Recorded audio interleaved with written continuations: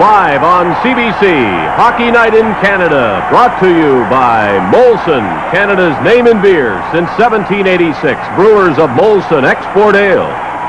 Canadian General Electric, progress for people since 1882. Canadian Tire Dealers with 320 stores to serve you across Canada. And by the Ford Motor Company of Canada, on behalf of your Ford and Mercury dealers from coast to coast.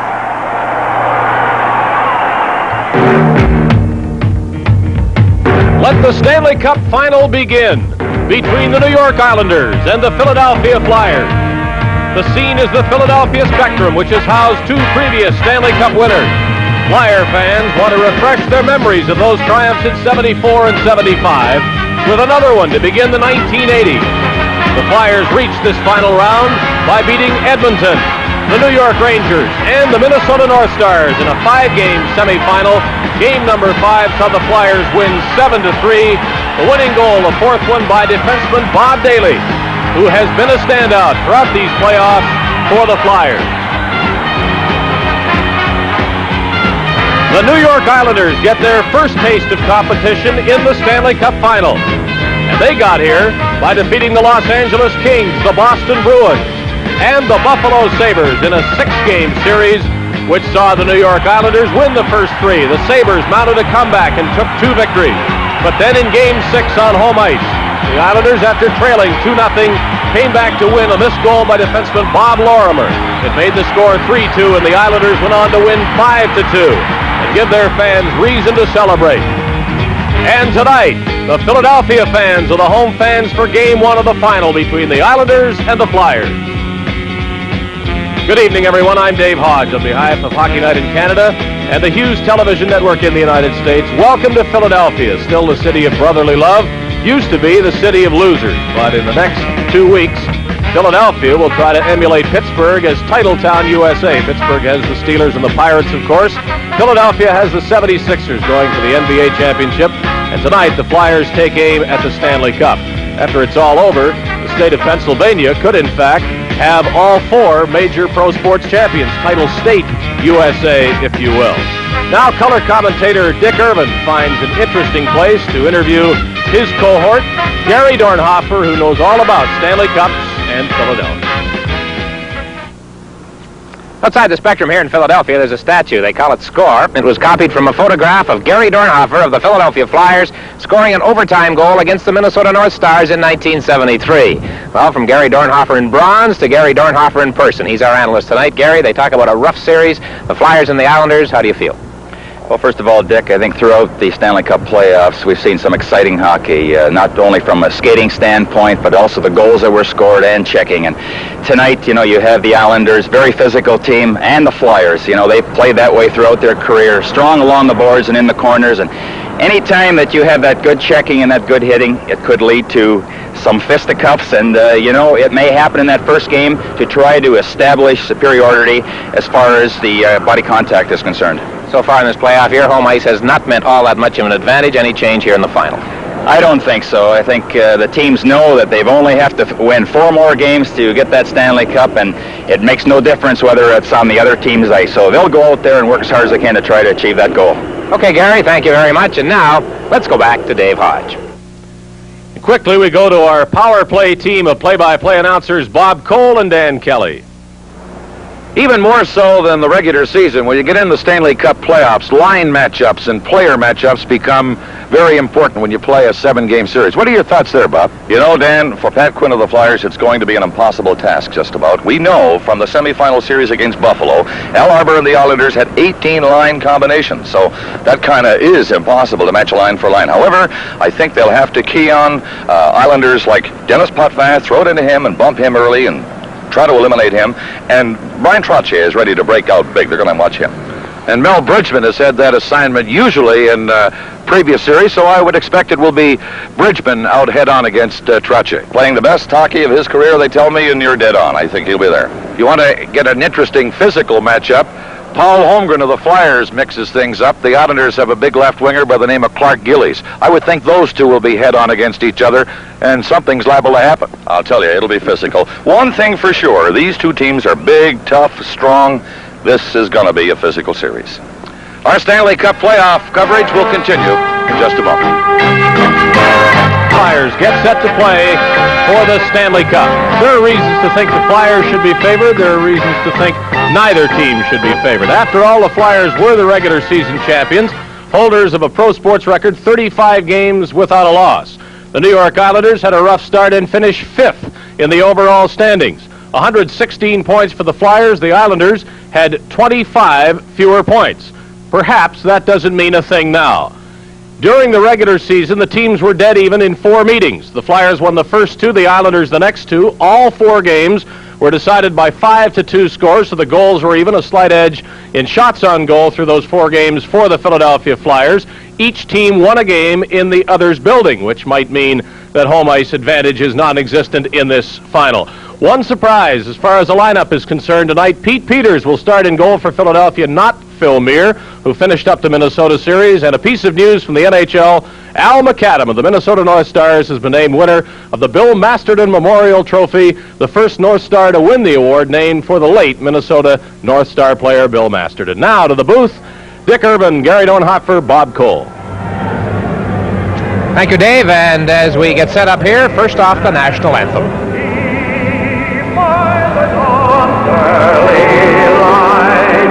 What so proudly we hailed as the twilight's last gleaming, whose was right and right ours through the perilous fight. All the ramparts we won were so gallantly streaming, and the rocket red flare of a bursting in air gave through the night that our flag was still there. Oh, say does that star-spangled banner yet wave o'er the land of the free and the home of the brave.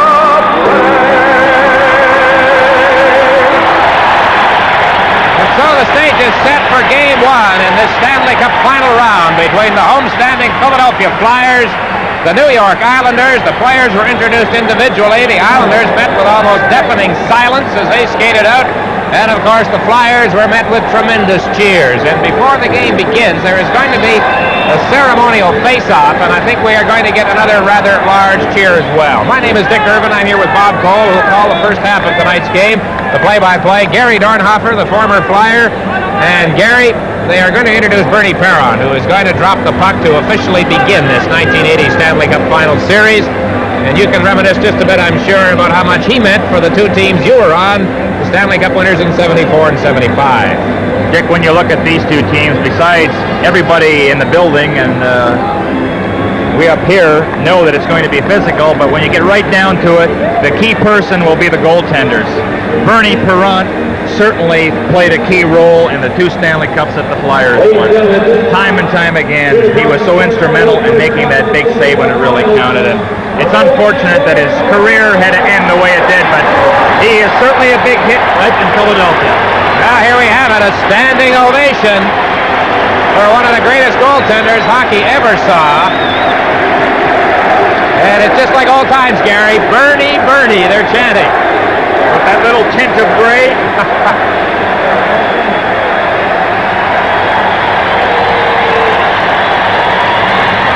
Well, that's a nice touch. Well, there he goes. Bob Cole, the only man ever to win the Conn Smythe Trophy, is the MVP of the playoffs, back-to-back. He won them In both of those years, we spoke of 74 and 75. 7 great seasons with Philadelphia here, Dick. Here are the officials for tonight's game. Andy Van Hellemond is the referee tonight. And the 2 linesmen. Here's one, John D'Amico, the veteran, and another veteran is Ray Scapanello. Now the netminders tonight in this first game of the Stanley Cup Final. That's Billy Smith. 2.34 goals against. Billy Smith of the Islanders. And the 22-year-old Pete Peters, who had such a great year, goals against 209. But Gary Dornhofer, I want to ask you, he's a young fellow playing in his first Stanley Cup Final. He must be nervous. Well, first of all, Bob, he hasn't played since that 6-5 Minnesota win over the Flyers, so that's over 2 weeks ago. Surprise starter, Coach Quinn said the reason he got the start is the way he worked in practice, and you wonder how Phil Muir is feeling at this time, because he certainly had a heck of a series against the North Stars. But in any event, he's there. I'm sure the Islanders want to test him right away. Well, we're about set to go. The Stanley Cup 90 and 80 is just down the road for one of these teams, the Philadelphia Flyers against the New York Islanders. The puck is dropped in. Back on the line. McElhargy to the other side, and the speedster, Lindsman, shoots it into the New York zone. That's Bob Lorimer up on the boards. It pops out to center ice. Flyers will go in for checking now. That's Klopp going in. Play is called after the line of the offside. Well, Coach L. Arbor said, we'll play the way the Flyers want to. You know, when we played Boston, they were physical and we won. We played Buffalo, a skating series, we won that one. Against Philadelphia, we'll try to combine both. Mel Bridgman comes to center ice for Philadelphia. Hill and Gorance on the wings. They get the draw, but it goes inside the New York line. Clears to Stephen Pearson coming out, hitting the line to center ice. Here's a long shot, the first one on the net, and Peters grabbed it and threw it off to the right side. Big Daly up on the wing. Here they come. Gorance going down across the line, dropping it back. And the Islanders' Bob Bourne swings away to center. He was bumped by Daly, but cleared it in back of the net, and Peters holding it there for a moment. It comes to Bourne. Bourne digging back to the goal, taken in on the boards and out of the plate, comes right in front of the net, and Hill will clear it now for Philadelphia. Just gets it across the line. Bossy knocks it back in. Daly, a long pass goes astray at center ice. Now the New York Islanders, Langevin to the far side. A minute gone in the first period. There is no score. Here's a long shot from center, tipped away from the net by Daly. Back to the net, DuPont. He left it for Barber. Barber's pass to the line, and Bobby Clark dropping it right back for Daly again. Daly from center, the long shot. Billy Smith has not made a save yet, hasn't had to. Now Barber in the corner, cleared it to Clark. Clark on the other side, looks back toward the line. Here's the next shot, knifed away by Billy Smith. Now the Islanders now will bring it out. Nystrom comes to the line at center and is passed out by Bobby Clark, who got back quickly. A minute and 40 seconds gone to the first period, no score. It's cleared in by Morrow. Back of the net. Here's Nystrom intercepting. Nystrom fed it in back to the net. Antonelli rolling after it was stopped by Clark, but they keep it inside the line. Eric's shot stopped by Peters, and the goaltender will hang on for a faceoff. From the Spectrum in Philadelphia, this is Stanley Cup 80. There in this first period, scoreless first period. For Flyers coach Pat Quinn, his first experience of any kind, player or coach, in a Stanley Cup final round. Goring for the New York Islanders with Gillies and Sutter. From the draw.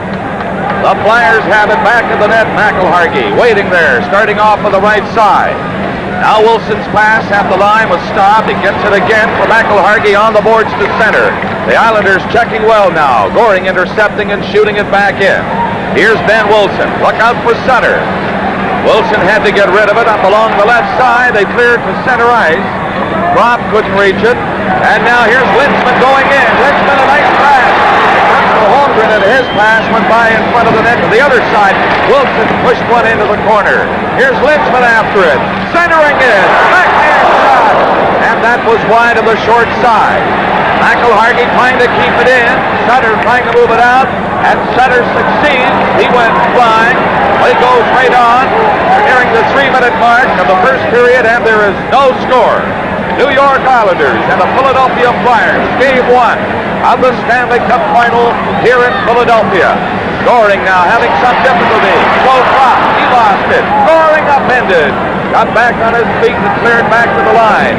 And Dennis Potvin will take the shot. That's the stick save by Peters. He made that look easy. A low shot by Potvin. And now Pop coming back across center. He threw it in on the left wing. Here comes Bridgman. He bumped with his man, and Bob Bourne got away from Daly. Bossy. A pass into the center ice area. Bridgman comes right back in. Bridgman at the line. Up there offside. Daly was trapped inside.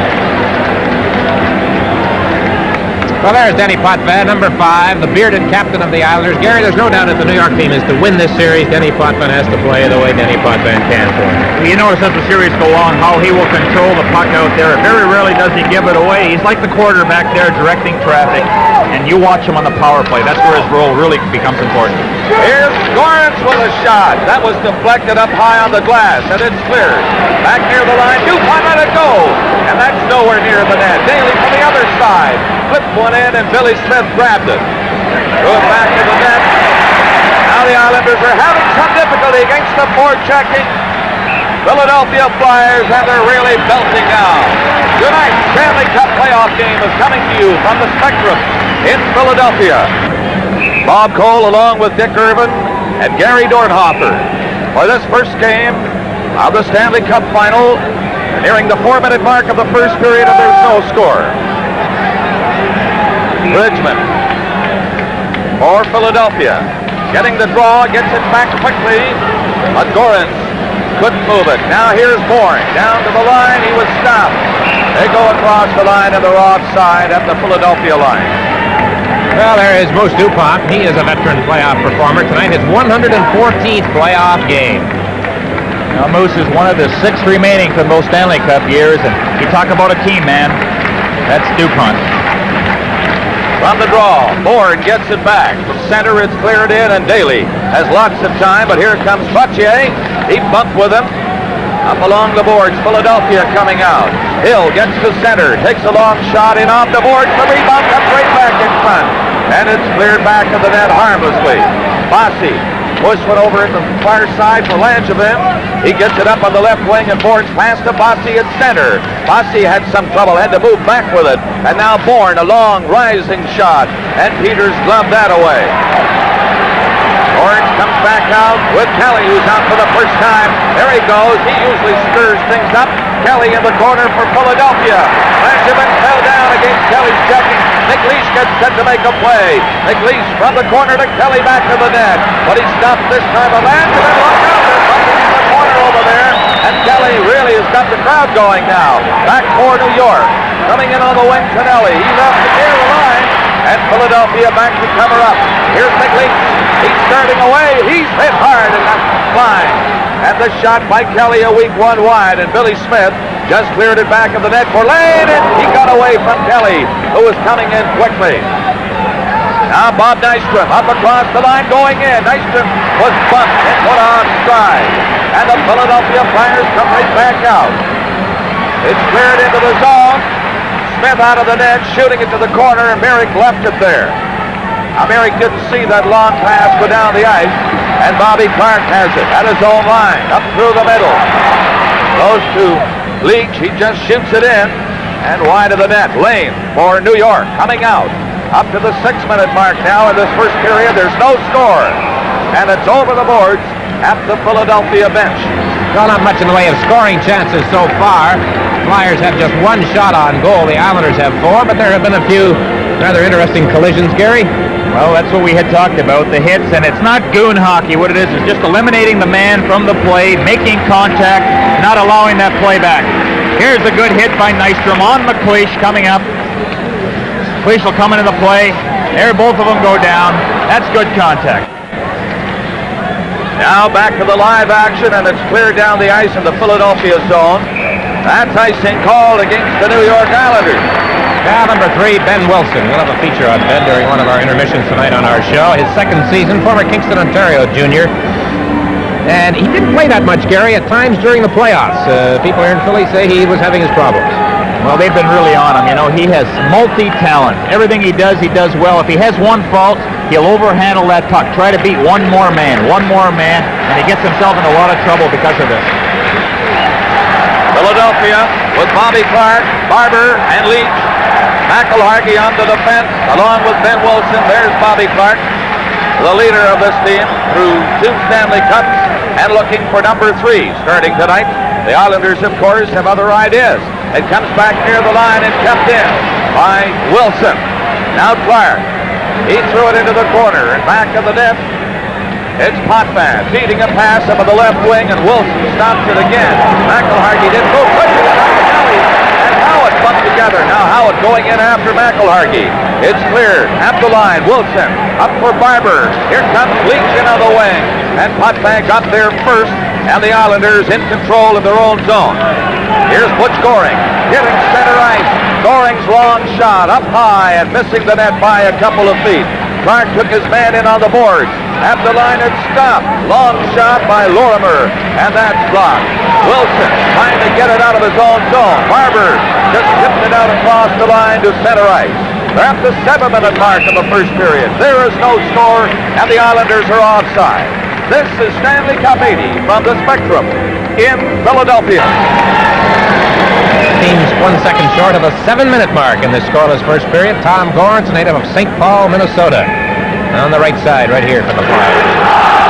Bridgman gets the draw for Philadelphia, but now Pearson just cleared it to center. Dupont got it by board back into the zone, and now it's icing called against Philadelphia Flyers.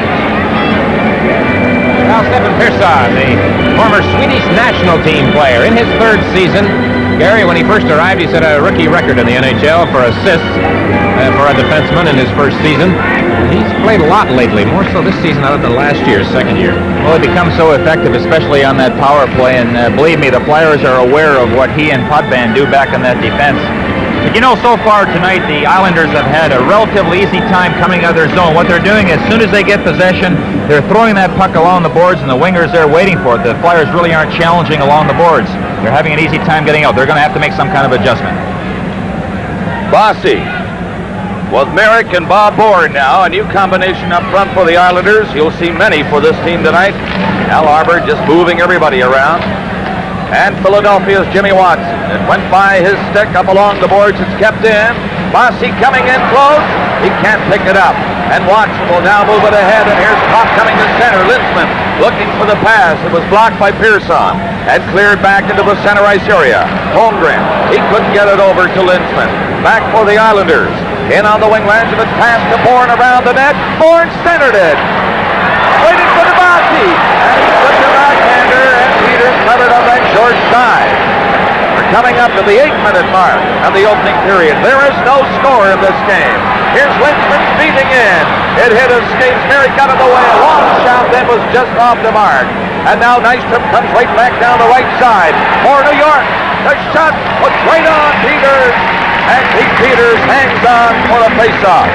Well, Peters tested by Nystrom, but I don't think he was really tested, Gary, by Bossy, who came in and seemed to want to make a lot of moves going to the backhand. Well, that was the first good scoring chance of the hockey game tonight, as Bossy in all alone, and I think the puck just ended up going off the end of his stick. You'll see the penetration here by Bourne. He's dangerous every time he touches the puck because of his speed. All right, there's Bossy all alone. He tries for the shift to the backhand, perhaps that hook stick. But anyway, it slid off into the corner, and really wasn't a save for Pete Peters. They played 8 minutes and 5 seconds of this first period. Here it is, no score. Game 1 of the Stanley Cup Final. Second game, of course, here on Thursday night. Then it shifts to Long Island. Ready for the draw to the left of Peters. It's dropped in, and the Flyers will clear it. Up as far as the line anyway. They get it to center. Kelly shoots it into the zone.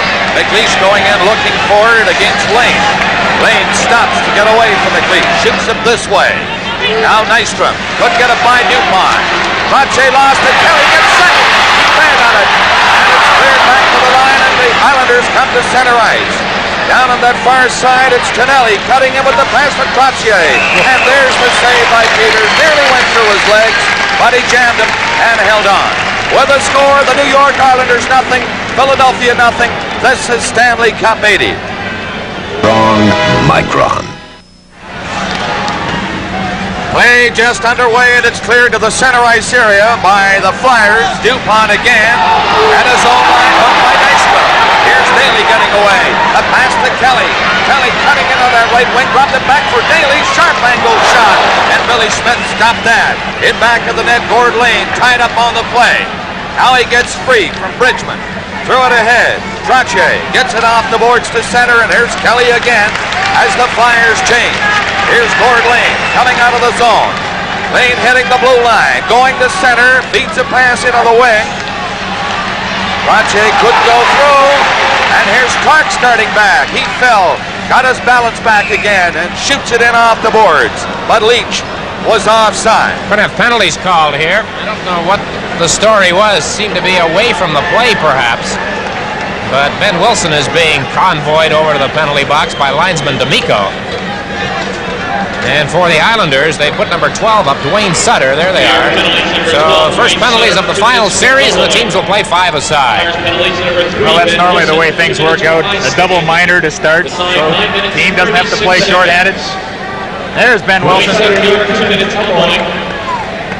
Ben Wilson Flyers 2 minutes high sticking. So an elbow by Sutter, high sticking the call against Wilson as the sophomore defenseman sits this out. Gary Dornhofer knows exactly where Ben Wilson is, ladies and gentlemen, in his days here in Philadelphia. Gary, I counted them up today as a Flyer, 1,291 minutes in penalties, most of which I'm sure were totally undeserved in your Very opinion. misleading, Mr. Irwin.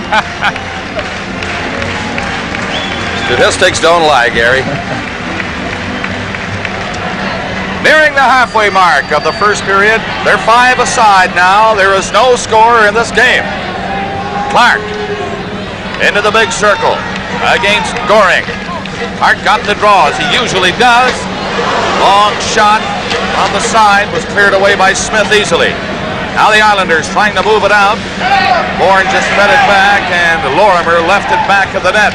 Now Potvin back for Lorimer. Here he comes for Potvin, hitting the line at center. Potvin coming in. He looks dangerous on this rush, but now he loses it as he crosses the line. Gillies gets back, though, and shoots it in wide of the Philadelphia net.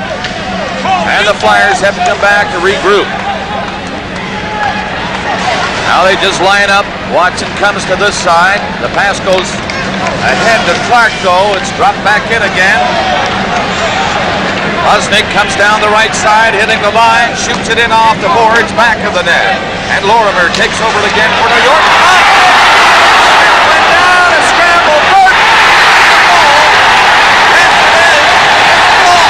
Philadelphia taking the lead 1-0. Oh, what a turn of events. It looked harmless, but there it is, 1-0. Well, harmless is right, Bob Cole. Van Helleman just stood there. The puck seemed to have disappeared. Everything seemed to have come to a halt. Suddenly there it was, out from under Billy Smith and slowly over the line. 1-0 Flyers. Oh. Well, let's watch and see if we can keep what's come through. Actually, Potvin is trying to shove the puck under Billy Smith, and he puts it right by him into his own net. Well, Bridgman gets credit for it, Gary, for this play here. He was the last one to touch it. Well, there was a collision behind the net, a little mix-up. Where is it? Where is it? There it is. Comes right through. Well, a very strange one. Indeed. Bridgman, an unassisted goal, and the Flyers have a 1-0 lead. And it comes at 10:31 of this first period. Kind of a break goal for Philadelphia. It just crawled across the goal line. 1-0 Flyers. Now here's DuPont coming in for Holmgren. Back to the line it goes and out over into the center ice area. That's Daly for DuPont. DuPont hopping across center, backhands it ahead for Linsman. It was stopped, and Morrow will bring it back for New York. Morrow going around the defense with a shot. That's kicked down by Peters. And let me tell you, he looked very cool making that save.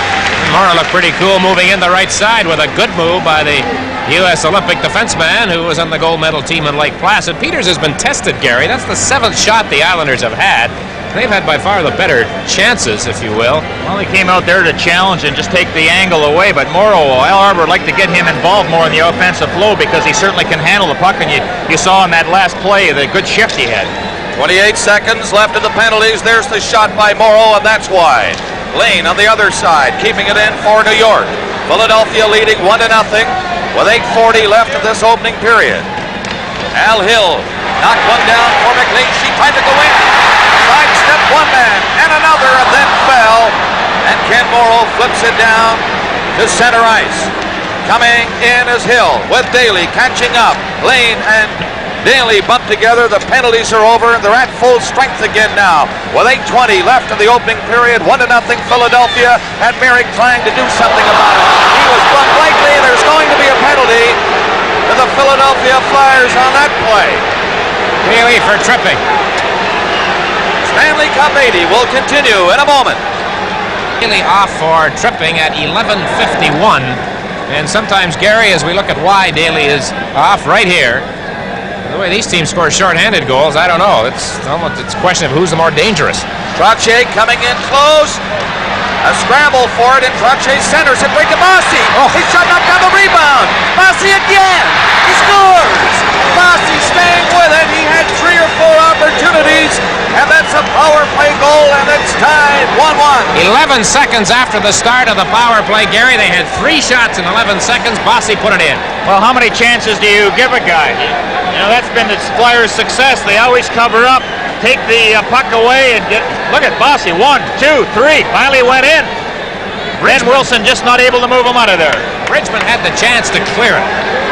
The first time, watch Bridgman. If we show it here, he swung at the puck and missed it. That gave Bossy the chance for the first shot. Second shot in at number 3. Tie game, 1-1. Now Philadelphia's Daly shooting it in. The Flyers pour it after it. They hold it along the boards. And they get a whistle for a face-off in the New York zone. Well, if anybody's going to open the scoring for the Islanders in the final, maybe it should be Mike Bossy. 3 seasons, 173 goals. Just an amazing scoring machine, this young man. Well, the Islanders certainly need him to go. They needed the goals from Bossy. Bob Cole along with Dick Irvin, Gary Dornhofer, and Dan Kelly at the Spectrum in Philadelphia, where we're in the first period. 7:47 left, and it's tied at 1. From the draw, it comes near the line. Pearson takes it back of the net for New York. Looks down the ice, threw it up for Bourne, hitting the line at center. Bourne got away from Daly but lost control, and here's Dupont, feeds it in for Al Hill, and went by him, in back of the net. Dupont broke his stick, racing over to the bench for the new one. He's back in play now with Daly giving it to him. Here's Dupont from center, shoots one in on the right wing, and Langevin will take over for New York, going back of the net. Into the corner for Bourne, and he was bumped over there, and they get another whistle for a face-off in the New York Islanders zone. I think we have quite a battle going here with Bridgman and Trottier. The Flyers felt that the key to the Islanders were Trottier at center ice, Potvin back on defense. So Bridgman has the job of following Trottier along, and he's been chasing him all over the ice. Like me in my shadow. Trottier drew the assist on Bossy's power play goal. Came at 12:02 after the goal by Bridgman, unassisted at 10:31, and given the Flyers the 1-0 lead. There's Bobby Clark, the assistant coach of the Philadelphia Flyers, captain of 2 cup teams here. What a warrior this young man is. He's into the big face-off circle to the left of Billy Smith for Philadelphia against Merrick of New York. 7:14 left of the first period. Score tied at 1. And the Islanders with the draw. They'll try to clear it from there, from the corner. Morrow has to shoot it back of the net again. Now the pass by Elaine goes up to the line, and Merrick gets across center with Nystrom. It's in wide of the net. Peters stopped it there. And the Flyers just play it up on the wing. Clark has to stop to get away from a check. Now down on this left wing. It's cleared back in for Barber. He's upended, went flying. The play goes right on. The fans calling for a penalty. Barber just fell. And now back for Tonelli, coming in for New York. Tonelli centered it, and Nystrom was covered by Bobby Clark, who came all the way back with him. Now Barber again over center. Up over the line is Barber. Barber trying to cut in. He was stopped by Morrill, and it's grabbed by Potvin. Merrick played it up to Nystrom at center. Here's Nystrom getting set from the line. The shot is stopped by Peters. And the Philadelphia Flyers shoot it down the ice. Icing will be called with Lorimer back.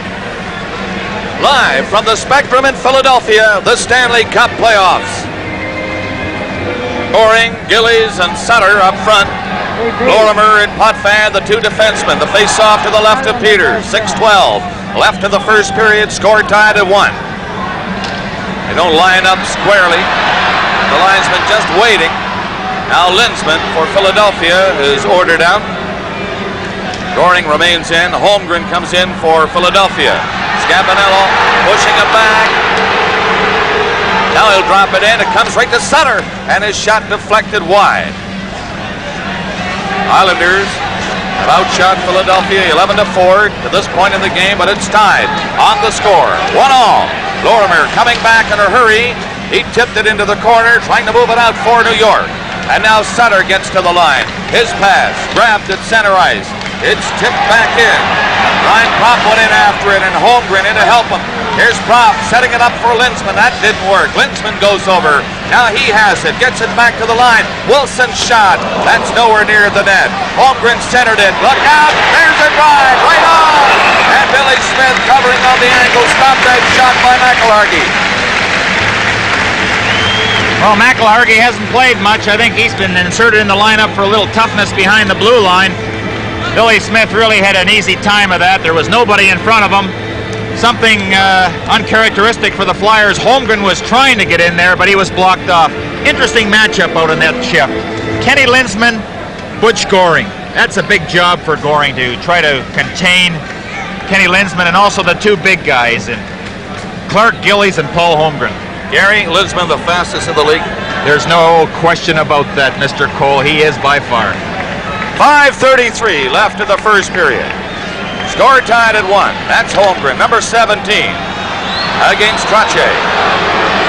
Out goes Holmgren. John D'Amico's the linesman. Get somebody against Holmgren along the boards. Here it comes, right off the boards, back to the line, and DuPont's shot, a weak one, was wide. Langevin for New York. A long pass, didn't get through, but now the Islanders, Bob Bourne coming in with Bossy. Here's Bourne, dangerous. Got a pass back to Bossy. His shot right on, and Bourne with the rebound. And Peters making a good save. And hooked the backhander away. Couple of things here. An absolutely amazing shot, Gary, by Mike Bossy on the turnaround from well out. Shows you why he's such a sniper. And young Peters has stood up very well. Well, that shows you the tremendous balance. But there's the backhand coming up that Peters juggles and grabs. But, you know, the shots have been 13-5 in favor of the Islanders. And this young man, had it not been for him, we could have the Islanders leading at this stage. But it's tied at 1 with 5:14 left in the first period. I'm Bob Cole along with Dick Irvin, Gary Dornhofer. Here's Bob Bourne back to the line. Langevin's shot didn't get through. And it's tipped to center ice. Pearson on the boards. Hill was stopped. New York in possession again. Trache just played it back in his own zone. Pearson back for it. Back of the net into the corner on the other side for Langevin. They try to move it out, but the Flyers stay on top of it and keep it in. Now at the line. There's DuPont's shot, and Smith made that look easy. And Bourne gets away again, down the left wing, away from Gorence. Shoots one in and stopped by Peters easily. Daly, as the Islanders are changing. Up to center is DuPont shooting it in, and now the Flyers go for a quick change with 4.5 minutes left in the first period. There's Gorence again. He's on it quickly. He whipped it back to the net. Now the New York Islanders trying to clear it. Morrill got it across the line, and here's Nystrom coming in. Nystrom gets ready, can't get his shot away. He fell. On the other side, it's Gord Lane playing it up back of the Philadelphia net. McLeish Threw it over for Kelly, and it slides down in the New York zone. That's Howard, number 8. On the far side for Bourne, and it stopped near the line. Busnick trying to move it across in front of the net. He did. And here's Jimmy Watson up for Kelly. He tipped it in on the wing. Holmgren driving for the net right in. And nobody could pick it up. Now Watson from the blue line kept it in. That's Jimmy Watson back of the net with it. Watson looked right in front of the and on that backhand attempt, it's chopped away by Nystrom, but not out. And finally now cleared down the ice. That's Kelly back. Islanders changing again. 3.5 minutes left in the first period. Score tied. 1-1. This is Potvin. Good move at the line. Hitting center ice. Got away from Leach. But Ben Wilson takes over, spins around near his own line, and gives it to Kelly. He's up with him now. Wilson going in. Good moves by Wilson, but he can't get his shot away. Here's Kelly looking for it again. Kelly back at the net again. Henning. Henning has it for New York. Leach took him in on the board. But now Kelly again. Kelly had it knocked off his stick by Potvin. Kept in by McLeish. Kelly. By Billy Smith. Don't know how he saw it, but he got his glove down. This Stanley Cup playoff game is coming to you from the Spectrum in Philadelphia. Seconds left in this opening period. I'm Bob Cole, Dick Irvin, Gary Dornhofer, Dan Kelly along with us up here in the broadcast booth at the Spectrum in Philadelphia. Our heart and soul, Bobby Clark. Pretty good side. And there he is. Live action. Here's Clark getting set, drops it over for Barber. Barber couldn't get through. And Butch Goring had him covered and shoots it down the ice. Coming back quickly, Jack McElhargy. Coming up on the left side to Barber. Barber starting off slowly, put it over on an open wing. Leach had left that spot over there. 2.5 minutes left in the first period. Lorimer's pass to Sutter. Hitting center, he shoots it in for New York. That's Ben Wilson back there. Gets away from Gillies. And Wilson's pass on the wing. That's Clark engineering the move up to the wing for Leach. Going in back of the net. Leach centered it. And Barber was covered by Lorimer. Here he is for Sutter. Sutter starting out. The pass at center and Gillies shoots it in. And the Islanders are again changing with 2 minutes left in the period. Langevin at his own blue line. Pearson. An easy pass ahead for Merrick. Starts him away. That's Merrick in on the wing with Tonelli. Tonelli gets it back in front. There's a shot from a difficult angle. And it's cleared as Bossy let it go quickly. Now back up to center ice. Gorans coming in. That's Gorans with a slap shot. And Smith had it go off his glove over the glass. Gary, except for a couple of isolated instances, the Flyers have not done to the Islanders tonight what they did to Minnesota, namely stay on top of them. I think the Islanders have been skating rather freely and throwing the puck around pretty well. Yes, they are, Dick, and you know what becomes so very important is the Islanders are moving that puck with a lot of crispness out there. They're giving good, hard passes so it can't be intercepted, moving the puck ahead and always on the go. So the Flyers will certainly have to change a little bit and not let the Islanders skate the way they are. Get in front of them, just interfere with them slightly, and give their defense a chance to pick up that puck and have some time to do something with it once it's in the zone. Gary, the shot so far, 15-8 for the Islanders, and I would not have guessed that in this first period. Now, I thought also that the Flyers would, play closer checking. How about that for a sign? The fellow used to wear this hat with Dave Schultz, Schultz's Army or whatever he called him. That's the newest style right here in Philadelphia. Bridgman is number 10. Tried to get the draw, but Tonelli was on it quickly. It's cleared out over the line. This is Tonelli in center for New York. Moving in, got around Daly, and then was knocked down. Still fighting for it, though. It's underneath him. Now it comes loose. Merrick didn't see it, but they had called the play anyway for a face-off near the line. Bob Daly was in the penalty box when Mike Bossy scored the goal and tied the game here in this first period. But Gary, I think that in this playoff round, he has played some of his best ever hockey. And it's amazing because right after the season, he has to go in for a shoulder operation, and he is in constant pain. But boy, what an asset he is out there with that long reach of his. A minute and 20 seconds left in the first period. Score tied at 1 from the draw. Bridgman again. A nice play for Gorans coming in fast. Here's Gorans, the low shot. He got the rebound and couldn't make contact. Back of the net, Pearson. hanging on to it, got away from Al Hill, threw it into the corner, Tonelli going after it, but Daly comes in from the line, and he battles for it. They'll get a whistle this time. And a face-off coming up in the New York zone. Well, there's one play right there. Now, the Flyers had the pressure on. The Islanders didn't panic. Stefan Persson, very effective there. Didn't give that puck away. The normal tendency would be to fire it around the boards like it's a hot potato. He hung on to it. There was a face-off. The play is dead. I think that's going to be the determining factor, is who coughs up that puck, when the pressure is put on. There you see the time left to play in this first period. A minute and a second from the draw.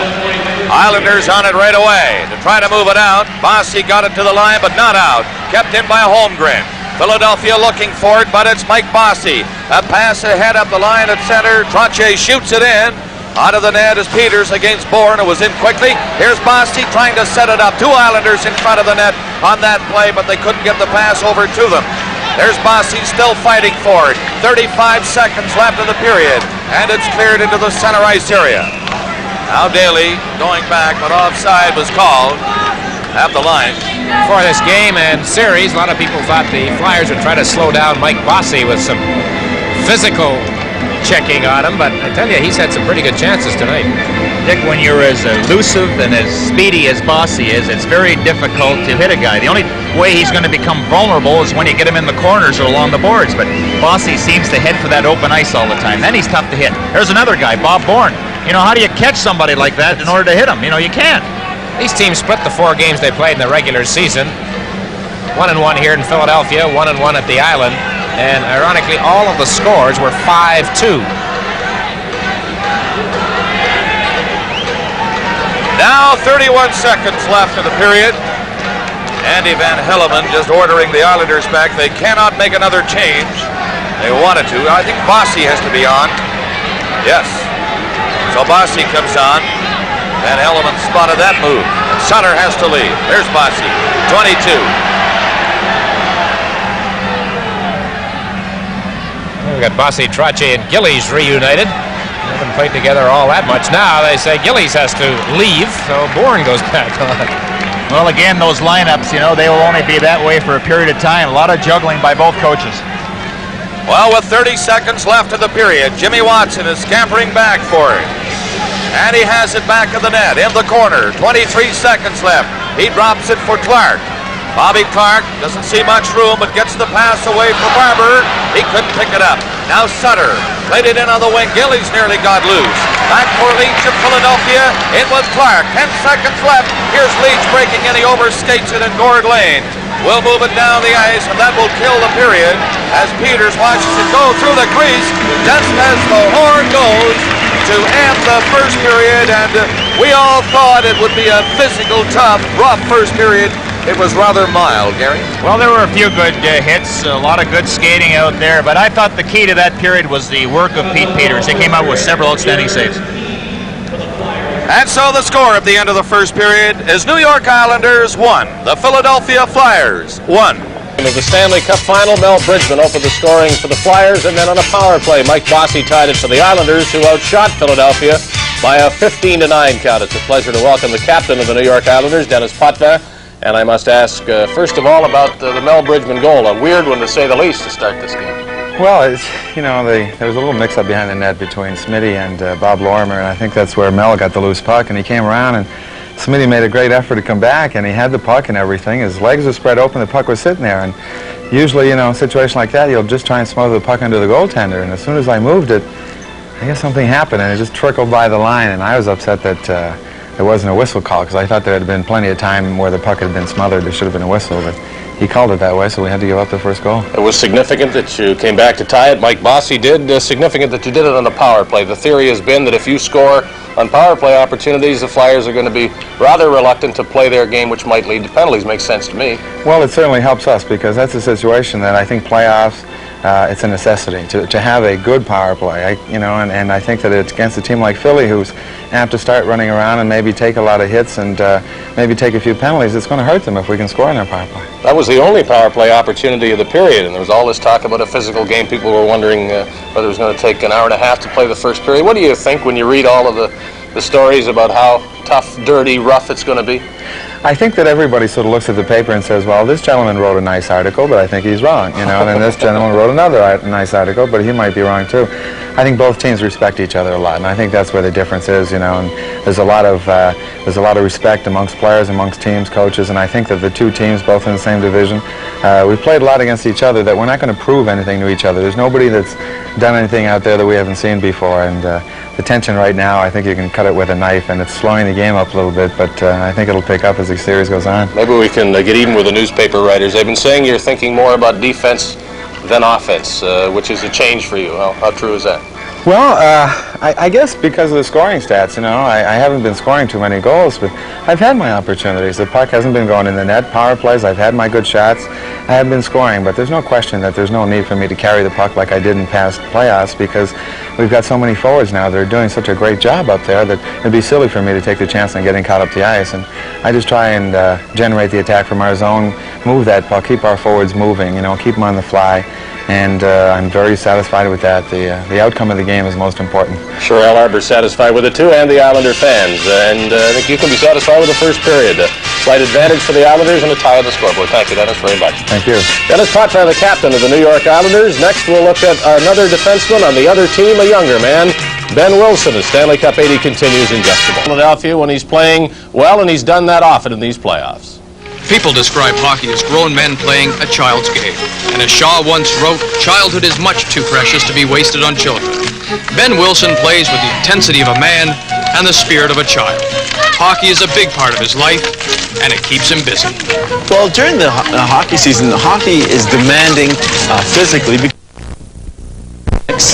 I also try to study some sort of theater. I've taken a lot of speech arts and drama lessons, which are a part-time interest of mine right now. And during after games and that, I like to go out and go to some clubs or discos and that and try to relax. Though happy with his profession, Ben wonders from time to time what else he might be doing. If I wasn't a hockey player, I guess I'd like to be a rock star, but I think what's held me back in the music profession is the fact that I can't sing. Though it seems shorter each year, there is an NHL off-season. And for Ben, an opportunity to pursue other things. In the off-season, I get away from hockey as much as I can, you know, with staying in shape. Last summer I went to school back in Toronto. I also did some traveling. I was down in Florida and the Bahamas. And I like to see different parts of the world maybe that I haven't seen, you know, through my hockeys and travel due to the structure of the schedule. This summer, for instance, I'm planning on going over to Europe for a little while. He also has an appreciation for history and for the things of the past. And he pursues this interest in his spare time. I've grown up with antiques around my home, and my parents collect a lot of antiques, so I have the antique bug, to say the least, and I spend a lot of time going through old antique shops looking for pieces of furniture or whatever to fill my house with. I've bought a few pieces that I personally like. I'm really impressed with a bedroom suite that I bought. It's an early American solid walnut piece, and it's very ornate, and it's something I think I've been looking for a long time, and I'm lucky I was at the right place at the right time, and it's mine. Ben went to Philadelphia as a rookie in 1978, and now considers that home. I'm very pleased with the Flyer organization as well as the city, and I can't think of a place I'd rather spend my hockey career than in Philadelphia. There's a tremendous variety of different galleries or interesting museums in which to attend. One is the Art Museum, which is, I think, famous throughout the U.S. It's tremendous. The Rodin Museum is a block away from my home. The Ben Franklin Institute of Science and Technology are all just within walking distance, so it enables me to spend an hour and go look and learn a few things. And what about the future? If I played 10 years in the league, I think that I'd be happy. But the year that I would retire would have to depend on how much I still enjoy the game, and you know, what the traveling is like then, if there's more teams, more traveling, and things like that. Also, what the alternative to retiring from hockey is. I hope to complete my undergraduate degree, and hopefully by that time I've finished maybe my MBA or some postgraduate degree. In that case, maybe I'd have an excellent opportunity to move into business in some sort. I'm keeping the doors open right now, but I think the transition from hockey to business all depends on what the opportunities are. 2 years in the league and apparently a clear understanding of where he's going and how to get there. One of the NHL's newest stars, with a love and respect for the things of the past. I think that you have to look at everything in a greater perspective and realize that you work to get where you are, and the harder you work, the farther you'll get. So you can't fool yourself, and I think that's the final analysis. That's who you're in competition with. Ben Wilson, an interesting young man whose interests extend far beyond the hockey rink. Don Cherry is next in the Coach's Corner as we return to the Stanley Cup playoffs in just a moment. But here's one without which you can't win: goals and scoring.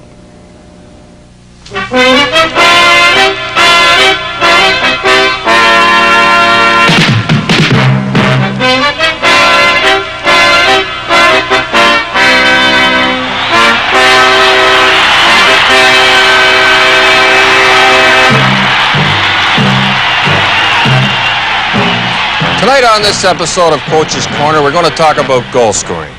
Now, I know, and you know, and everybody knows that they love the flashy goal, the Fleur, Perreault, everybody breaking down the ice, putting it in the top corner. But you know, the goals that count most and the ones that happen the most are tip-ins and screens. Now, here's Lafleur with one of those glamour jobs. Look at that. I love it, too. I wish they were all like that. But let's look at Hull on the next one now. Watch him break down. It counts just the same. He's going in on the defenseman. Watch, he uses him at a screen. Bingo. They can't stop what they can't see, and there's nothing you can do about it. And it's, I tell you, I would love the flashy ones. Now watch Barber here. Barber goes in, he sees he can't shoot. Goalie will get it. Prop sets up in front, zingo. Just like Prop's the big guy on that one.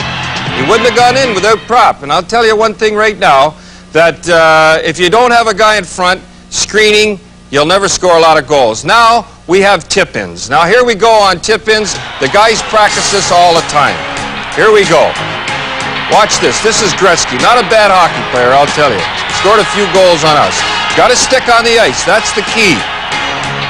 Right between the A. Got a few of those, I'll tell you, this year. Now, here we come again. Napier going around. Beautiful. Watch Lambert. He's got to have his stick down. Out to the point. Now watch Lambert in the corner. Got a stick down. That's the key. Bingo. He doesn't even know it hit his stick. Now let's see that one again. We got it again. Stick down. There it goes. Between the legs. No chance at all. Doesn't have a chance at all. Beautiful. Now we have Napier. Now watch, Napier is a little different. Over Lapointe. Now watch Lapointe. He lays it in there. He doesn't try to score. Napier is standing there. Touches it. Top corner. That's the way to do it. That's what you have to do. Beautiful, top corner. Now, you know, everybody loves the flashy goals. I love to see them too. But you can't win. It's winning. Watch them in the playoffs. They're crowding. Gary Dornhofer specials. That's the way to win games. And that's it from Coach's Corner.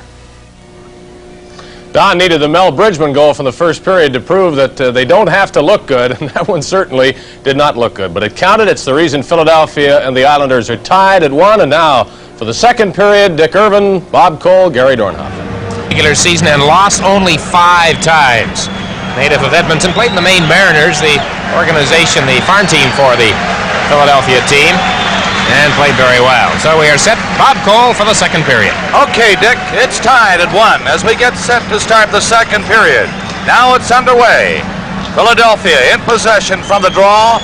Wilson. He just played it over on the other side for McElhargy, who shoots it in. Smith out of the net to stop it. Potvin overskates it, doubles back. Now he has to hold it. He's forced to hold it there. And they get a whistle for the face-off in the New York zone. Well, as you mentioned before, Dennis Potvin certainly plays a key role out there, the way he handles that puck. But you know, on the Flyers have Jack McElhargy. Now, he hasn't played for a long period of time. I would think that the Islanders would exploit him out there, dump it into his corner, make him handle the puck, and try to force over, you know, some turnovers. He's playing tonight in place of the injured Norm Barnes on defense for Philadelphia. Bridgman with Gorance and Hill. There's Dupont, the defenseman, along with Daly. Face off to the right of Smith. There it is. Back of the net. Pearson. He hangs onto it in the corner. Cleared it up on the wing. It's still inside the line. Bossy chopped at it. And it goes out to center ice. And Bridgman feeds it back in. Langevin on this side has to move in a hurry. Not fast enough. Gorin, forechecking, slapped it in. And then Bossy tipped it down the ice as the Islanders were a little confused inside their own line. Now Daly around the net. He lost it. This is Bossy, ever dangerous. Bossy slides it through the crease.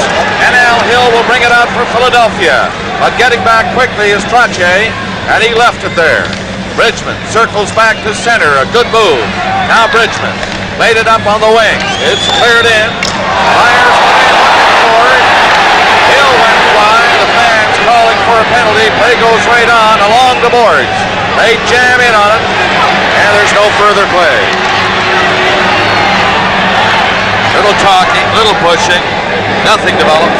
Gary Daly was in along the boards, and the Flyers, as that first period came to an end, their defense started to pinch in a little bit more from the blue line when they were having those, they weren't getting much going in the way of offense.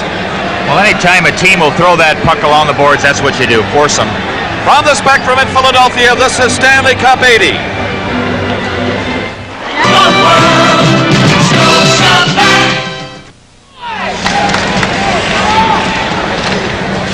Play just underway from that face-off of the New York zone, and the Islanders bring it out. Burrow's pass missed Nystrom and slides in back of the net. That's Watson going back. Nystrom against him, trying to pick it up. Now Merrick comes in looking for it. They jam in on the boards, and Linzman speeds away around the net. Don't give him too much room. He can really fly. He dropped it back in front of the net. Now Busnick coming out for Philadelphia. A pass to Holmgren, a good one at center. High shot, way up high, and grabbed by Billy Smith. He hangs on to it. It's in the mesh back there. Now they begin to push and shove. I don't know, Gary, but we might get something going this period. It seems as if they're coming out now with a score tied at 1 to do some testing. Well, I don't think you want to get carried away in that testing position. One bad penalty or a silly penalty where you retaliate, Bob, will result, in being serving some time in the penalty box. And then with these two teams with their power plays, both teams can put the puck in the net. And you'd hate to lose a game that way. They have to keep their cool and their concentration, which is so very important. Well, it took the Islanders just 11 seconds, Gary, to get the power play goal, the only power play chance either team had in the first period. An interesting statistics. Up until that time, the Flyers were shorthanded 83 times. They only gave up 7 goals, and they scored 6 shorthanded goals. That's phenomenal. -1 overall. Not bad. Not bad. That's great. Okay. Easy now, Gary. Easy. I feel he should have 3 penalties for elbowing up here already tonight. We don't have much room up here, Lots of room tomorrow. You two gentlemen are going out on the links, I understand. So be good to each other now. Keep your head down, Gary. New York trying to move it out. Unsuccessful. Kept in on the wing. Now Bourne goes back to help. This is Potvin pass. Up for Bourne. He's away to center ice. Here's Bourne going in. Bourne looking dangerous on this rush. Slides it in front. It went by Leach. He sees it in time, but he can't stop Goring, who flipped it in back of the net. Gillies going over there. He's put off stride. Now he gets a pass back. Potvin scores! Beautiful play by Gillies. Got it back. Potvin picking the top corner, and it's 2-1, New York. Gillies got away from McElhargy as the puck rolled around the boards. Boy, Potvin snapped that wrist shot, Gary. Don't wake Clark Gillies up once he starts to play. Look at Potvin going to the slot area. Now you'd think a lot of guys would slap the puck. Potvin has one of the best wrist shots. There was the reason why. But there's the big key play, finding that open man. Look at the way he handles the puck off his skates. That's almost a forgotten art. Waste no time in putting it in the top corner. 2:20 the time of that goal. And the Islanders lead, and they're coming out again. Here's Gillies over center. Big Clark Gillies going in. Slides a pass in front, and Sutter was covered in front of the net by Jimmy Watson. Now Barber with Leach. Down to center ice. The pass comes this side. They just flip it into the corner. Busnick is stopped. Sutter went after it. Jimmy Watson took him out of the place. Sutter again shoots it down the ice, and Leach is back. At the 3-minute mark, a fight has started now down on the other end to the right of Billy Smith. Jimmy Watson going at it back there. And it had to happen. Dwayne Sutter of the Islanders. It started rather innocently, I thought, but as the puck went up ice, Watson hung tough along the boards, and they came together at close quarters.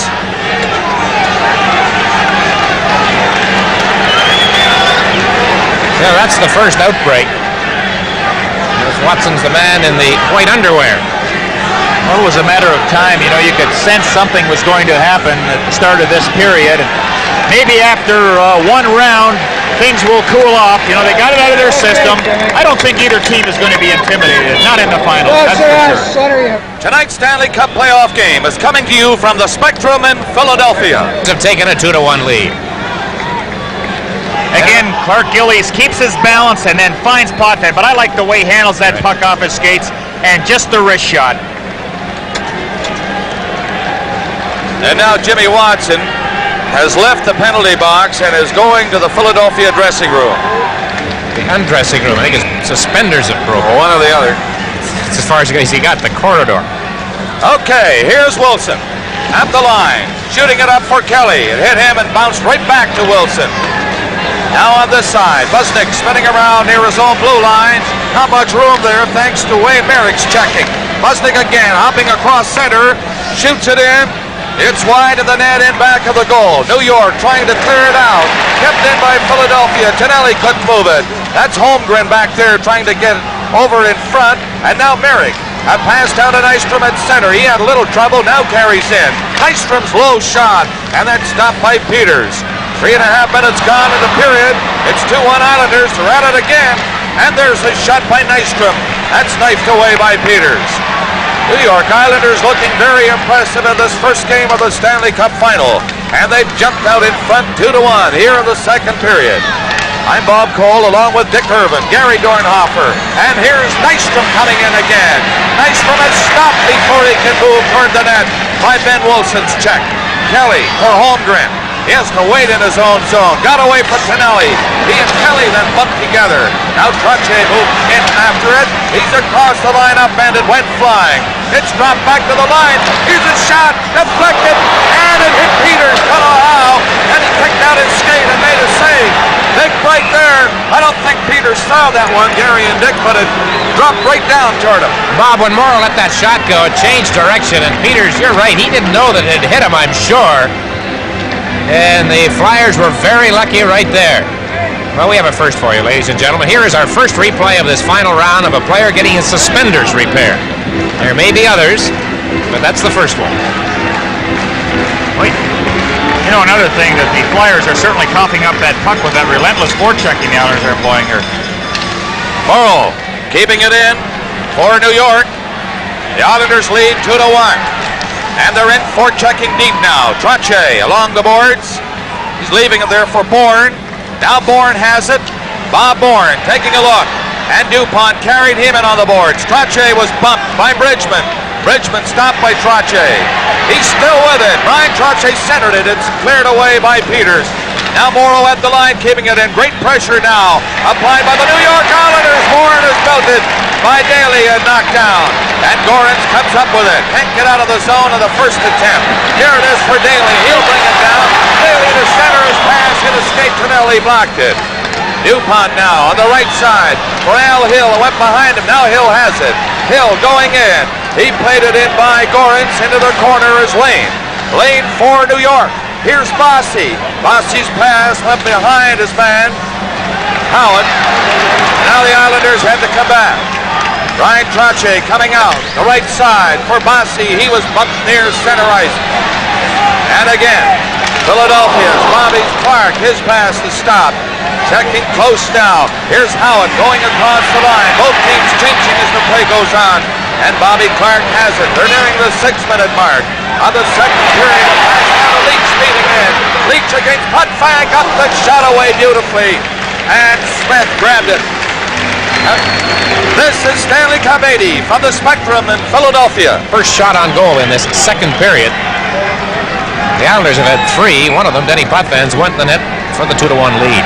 And the total in shots now 18-10 for New York. 14-10 left in the second period. Here's a quick shot, and a great save by Billy Smith off that rifle shot by Leach. The Islanders shoot it down the ice. Busnick played it back for Wilson. Up to center to Clark. They've contained Bobby Clark pretty well so far in this hockey game. Now down the ice it goes. And as it's touched behind that goal line, icing call against New York. Well, you know, you talk about containing Bobby Clark. I think you really have to, as we see Busniak, a young rookie, getting to his position. Clark, you know what that sign said, the heart and the soul. It seems that when Clark is productive and going out there, the rest of the team respond. So I think it's important for the Islanders to stop Clark. Don't let him freewheel out there and set up those plays and inspire his mates. The New York Islanders 2 and the Philadelphia Flyers 1. 13:49 left in the second period. Bridgman and for Philadelphia, Bossy and Potvin for New York. The goal scorers. Pearson played it up on the left wing. Henning knocked it out of his own zone down on the left side, and Bourne has it across the line. Bob Bourne tipped it right into Nystrom, and his shot is stopped. It's falling. Ben Wilson, a big save by the Philadelphia Flyers defenseman, and then it hops over the glass into the crowd. Well, once again, the Islanders were able to freewheel up the ice, Gary, in rather uncharacteristic style, if you want to look at the way the Flyers normally play the opposition in this building. Good defensive play by Ben Wilson on Nystrom right there. Oh, a good feed to Nystrom, and he just took a little bit too long to set up, and then once he was in that shooting position, couldn't pull the puck away from Wilson, who was sliding down to block the shot. From the face-off, Morrow back at his own blue line for New York. Pass hit a skate. Gordy Lane will move it now. Gets up as far as center, shoots a long one in. It comes right in front of the net. DuPont clearing it back down the ice. It's rolling toward the line. Won't go all the way, though, with Lane back to pick it up. 13:10 left in the second period. It's 2-1. The New York Islanders scoring, looking for it. It's along the boards, two players falling, and they get a whistle in the New York Islanders zone. Well, there's another bearded defenseman, Gord Lane. The Islanders acquired him from Washington midway through this past season. He played 3.5 years for the Capitals. Good guy, native of Brandon, Manitoba. You know, the acquisition of Lane and then the arrival of Morrow, that allowed the Islanders really to make that trade to get Goring. They were able to give up someone as solid on their defense as Dave Lewis. And Lane has played pretty well. 13:04 remaining in the second period. The Islanders 2, the Flyers 1. I'm Bob Cole with Dick Irvin and Gary Dornhofer and Dan Kelly, who'll be along in just a few minutes to go the rest of the way with you from the Spectrum in Philadelphia in this Game 1 of the Stanley Cup Final. Do the Islanders have a defenseman who doesn't wear a beard, Bob? Just Lorimer. Okay, Lane back of the net. Gets loose from a check. Nice play for Goring. Up to center down with Gillies. Here's Gillies coming in on this left wing against Big Daly. Two big guys bump together. They hold it on the boards. It comes loose. Holmgren gets it back, but not out. Lane took a shot. That was a weak shot and wide. And now Philadelphia Linsman speeding in and hopped over his stick. Back for New York. They shoot it down the ice. No icing on this one. With DuPont coming back. DuPont flipping it out to the line. Stopped by Linsman. He couldn't control it. And now Bossy. He's up and in near the line. And they call it on the offside. With a score, the New York Islanders 2 and the Philadelphia Flyers 1. This is Stanley Cup 80. Paint you can be loyal to. Play just underway and continue the rest of the way now. In a hurry, here's Dan Kelly. Dan. Thank you, Bob Cole. Good evening, everyone. 2-1 Islanders as Linsman for the Flyers at center. Gives it to Daly, who gets it into the Islanders zone. Hot five for New York. Flyers one back out to center. DuPont, number 6 for Philadelphia, back to touch it, and as he does, icing called against the Islanders. 11:58 left in the second period. 2-1 New York. Dan, you've been watching from just in behind us here in the broadcast booth. Your comments on the game so far? And not for a while. It looked like a couple of big heavyweights kind of feeling one another out in the first 2 or 3 rounds of a big fight. But the Islanders, to me, have been deserving of the lead they have taken to this point in the game. It's a slim 2-1 lead, but they've had the better scoring chances, I think, Dick. Not that many scoring chances in this second period. 3-2 the shot so far. They've played 8-02. Islanders with the edge. Here's Bridgman on a face-off against Wayne Merrick. Bridgman number 10 for the Flyers. Merrick number 11 for the Islanders. Bridgman gets the draw. Ben Wilson shot right on. Bridgman a poke at the rebound. It went wide. Now Lorimer cleared it into the corner. Lawrence is there for the Flyers. Merrick for the Islanders. And in comes Hill and Lorimer, and it's held there for a face-off. This time to the right of the Islander goal. Bob Nystrom of the Islanders. Gary, we've talked about the domination territorially that the Islanders have enjoyed, but Billy Smith has still had to come up with some pretty good stops. Well, I thought the last 3 shifts that the Flyers had, it looks like the old Flyer team where they're forcing in there. They're getting in on the Islanders and causing those turnovers. Already on another face-off. Merrick gets the draw this time. Merrick picks the puck up himself, back of the net for number 26, Langevin. Now to Trottier, who just tipped it to center. Flyers, Watson clearing it back for Wilson. Flipped it into the corner. Langevin for the Islanders. On the left wing boards for Trottier. Trottier out at this point in the game on left wing with Merrick at center. Nystrom on right wing. They dump it in. Watson for Philadelphia. Shooting it around on the left wing boards for Hill. To Bridgman. Nystrom intercepts and held it in the Flyers zone. 10 is Mel Bridgman, the Flyer captain. To Wilson. Now to Bridgman. To Gorance on right wing. Langevin back to the Islanders. Bridgman gives him a wrap into the boards. But Tonelli for New York. Flips a lead pass. Too far for Nystrom. DuPont to Daly as the Flyers regroup. Try and clear it in. Now Holmgren dropping one back. Goring racing after it, but DuPont beats him to it for Philadelphia. He shot at the center. Langevin then lost it to Hill. Langevin gets it back again. Cleared it. Hit Hill with it, and now here's Tonelli for New York. John Tonelli trying to beat it through for Goring. Broken up. Islanders. Nystrom holding it in the zone. DuPont back for Philadelphia. And he clears to center. Morrow, number 6 for New York. Hit Linsman with it. Morrow gets it again. In on right wing to Sutter. And the play was offside at the Philadelphia blue line. Dwayne Sutter involved in that fight just recently with Jimmy Watson. What an opportunity for a young rookie called halfway up the season, playing in a Stanley Cup final.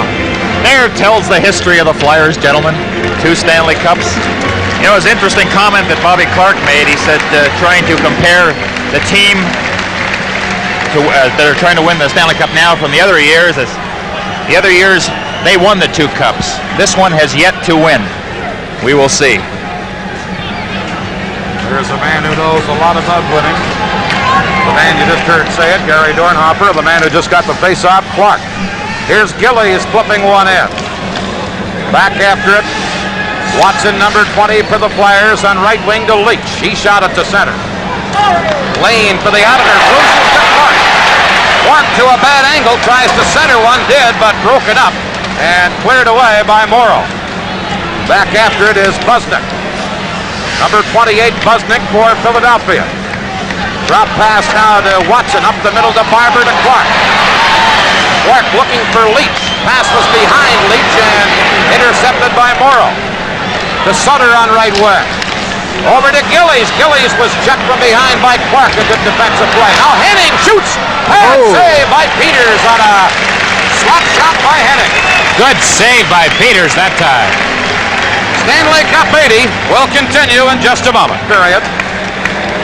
Mike Bossy and Dennis Potvin for the Islanders. Mike, or at least Mel Bridgman, has scored for Philadelphia. Here's Trottier against Bridgman. Islanders lane a shot. Here's Bourne, a backhander. That hit Trottier in front of it, and Bridgman feeds it to Al Hill, number 15. Hill with Gorance. They crisscross. Hill shot in the glove, saved by Smith. Bridgman centered one. Cleared away by Morrow. Now Lane on the left wing boards to Bourne. Tied up by Daly. Flyers working to the side of the net. Daly shoots. And a sprawling save by Billy Smith. Well, we looked at Billy Smith making the save right there off Bob Daly, and here is Phil Meir, the backup goaltender tonight in the Flyers scheme of things. Started 5 times in this playoff year, won all 5. And it was a surprise when today Pat Quinn went from Meir to Peters to start this game. But you can't fault Peters the way he's played here tonight. Meir had won 4 in a row in the last series to eliminate Minnesota. Thinking was that Quinn would go right back with Meir, but he went with the rookie Peters. Loose puck on the boards from the faceoff, held in by Daly. Now Persson, number 7, the Swedish defenseman for the Islanders, couldn't get it out. DuPont held it in. High shot, Smith caught that. Now Persson to Langevin. Rink-wide pass to Persson. Teams are playing a very cautious brand of hockey at this point. And that's been really the story of much of the game. Here's Langevin to Bourne. Bourne knocked down by McLeish. Bourne gets it again. Kelly knocked it away from him. And here's Daly, number 2, leading a 4-man Flyer rush to McLeish. Broken up. Now Barber had it, but the puck came outside the line and then was carried back in offside. Well, Chico Resch is the backup goaltender for the Islanders. There is Chico. You see him. It's not much bigger than that looking over the boards down there. They tell me he's been on a walkie-talkie here tonight. I don't know. There, well, you see, there it is. There's the antenna just up above the boards. So the Islanders must have some of their coaching staff up high in the spectrum, Gary, and Chico's at the other end of the communication line. Give me information. Now, either team has had a concentrated attack, so we really haven't seen the work in front of the goaltenders that we had anticipated. Puck shot in by the Flyers, McElhargy. Now Holmgren in behind the net to Lindsman. Lindsman gets away from Merrick, dropped it back, but Nystrom, number 23, has it for the Islanders. Nystrom trying to work around McElhargy to Canelli, a backhander, and Peters came out to make the save. Going to be a penalty here. Comes to Lorimer, and a penalty now for hooking against the Flyers. And the Islanders will have a man advantage. Live from the Spectrum in Philadelphia, the Stanley Cup playoffs. But you noticed on that play with Lindsman, he had no chance of catching Nystrom. Why not look behind him, see who's coming, and let the defense handle him? And in result, the Islanders will have a man advantage. Islanders scored a power play goal earlier. They lead in the game 2-1. Here's Clark for the Flyers to Leach. Reggie Leach shoots one, a stick save by Smith. That's Tonelli for the Islanders, number 27. Runs into Persson, his teammate. Now fired one out to Nystrom at center. Nystrom trying to work around Watson, flipped it back of the net. Peters is there to clear it away. Now Merrick back on the point for Potvin. Shoots, save by Peters on a tough shot by Potvin from the right point. And we finally get some heavy traffic in front of one of the nets. Peters did a good job there, Gary, with the traffic in front of him. He was under pressure. Well, Nystrom and Tonelli were both crowding the net, but you noticed on that play the way Potvin moved into the center. Move into the center of the ice and get the shot away. Look at the position that Nystrom has. He's working in front, trying to screen, and that's what it takes. But that puck was bouncing on Potvin, and he really never got good wood on it. There was nobody that did it any better than Mr. Dornhoff. Well, Don Cherry said it in his coach's corner that first intermission. You don't get the screens in front, you don't get as many goals. Here's Clark against Trottier. A minute 28 left in the Kenny Lindsman penalty. 2-1 Islanders leading. On the faceoff, Clark and Trottier both a little jumpy on this draw. So much so that they're going to get tossed out of there. Clark Gillies will take the faceoff for the Islanders, and Jimmy Watson will do the chores for the Flyers. Now they make a change, and Buznick will take the face-off for Philadelphia. Power play still on for the Islanders. Loose puck from the face-off, but it comes to Clark. A hit on right wing to Leach. A one-on-one break. Leach against Persson. And Persson steered him off to the side. Now Leach back to Buznick. And he was checked as he went to shoot by Trottier. Clark for Philadelphia. They're short-handed. They drop it back to Jimmy Watson. And Watson then cleared it away for Philadelphia. Smith leads it over on right wing for number 19, Trottier. Islanders on the power play, 55 seconds left in Lindsman's penalty. Here's Trottier trying to get it through. Daly breaks it up, and Barber cleared it away. And back goes Potvin. Over on the right wing boards to Bossy. Bossy dropping it to Goring. Puts Goring to Potvin. In on right wing to Bossy. Now back to Pearson. Shoots one and he blasted it wide by a couple of feet. Bridgman cleared it away for Philadelphia. 20 seconds left of the Linsman penalty. Pearson. The puck, Billy Smith fell down off to the side of the net. Is back in position, however, and here's Bossy. Bossy, who scored the first Islander goal, into Goring. Shooting and he blasted it wide. Comes to Potvin. Over to Lane at the left point. Lane trying to set up Goring. Tipped away. Linsman's back on. Flyers have killed it off as Barber clears to center to Bridgman. 2-on-1. Philadelphia break. Bridgman with Linsman. Bridgman shot. The save. Another shot.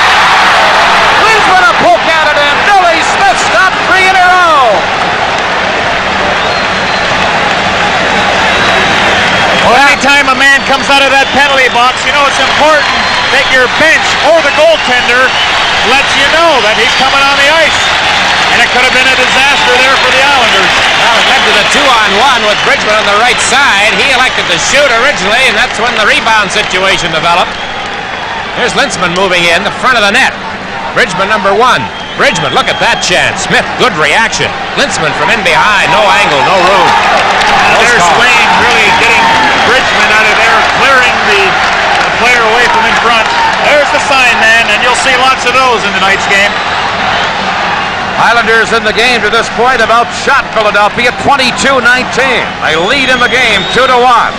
Here's Lane for the rookie Sutter who cleared it to center. Number 3, Ben Wilson for the Flyers. Flyers 1 to center. Morrow knocking it down there for the Islanders.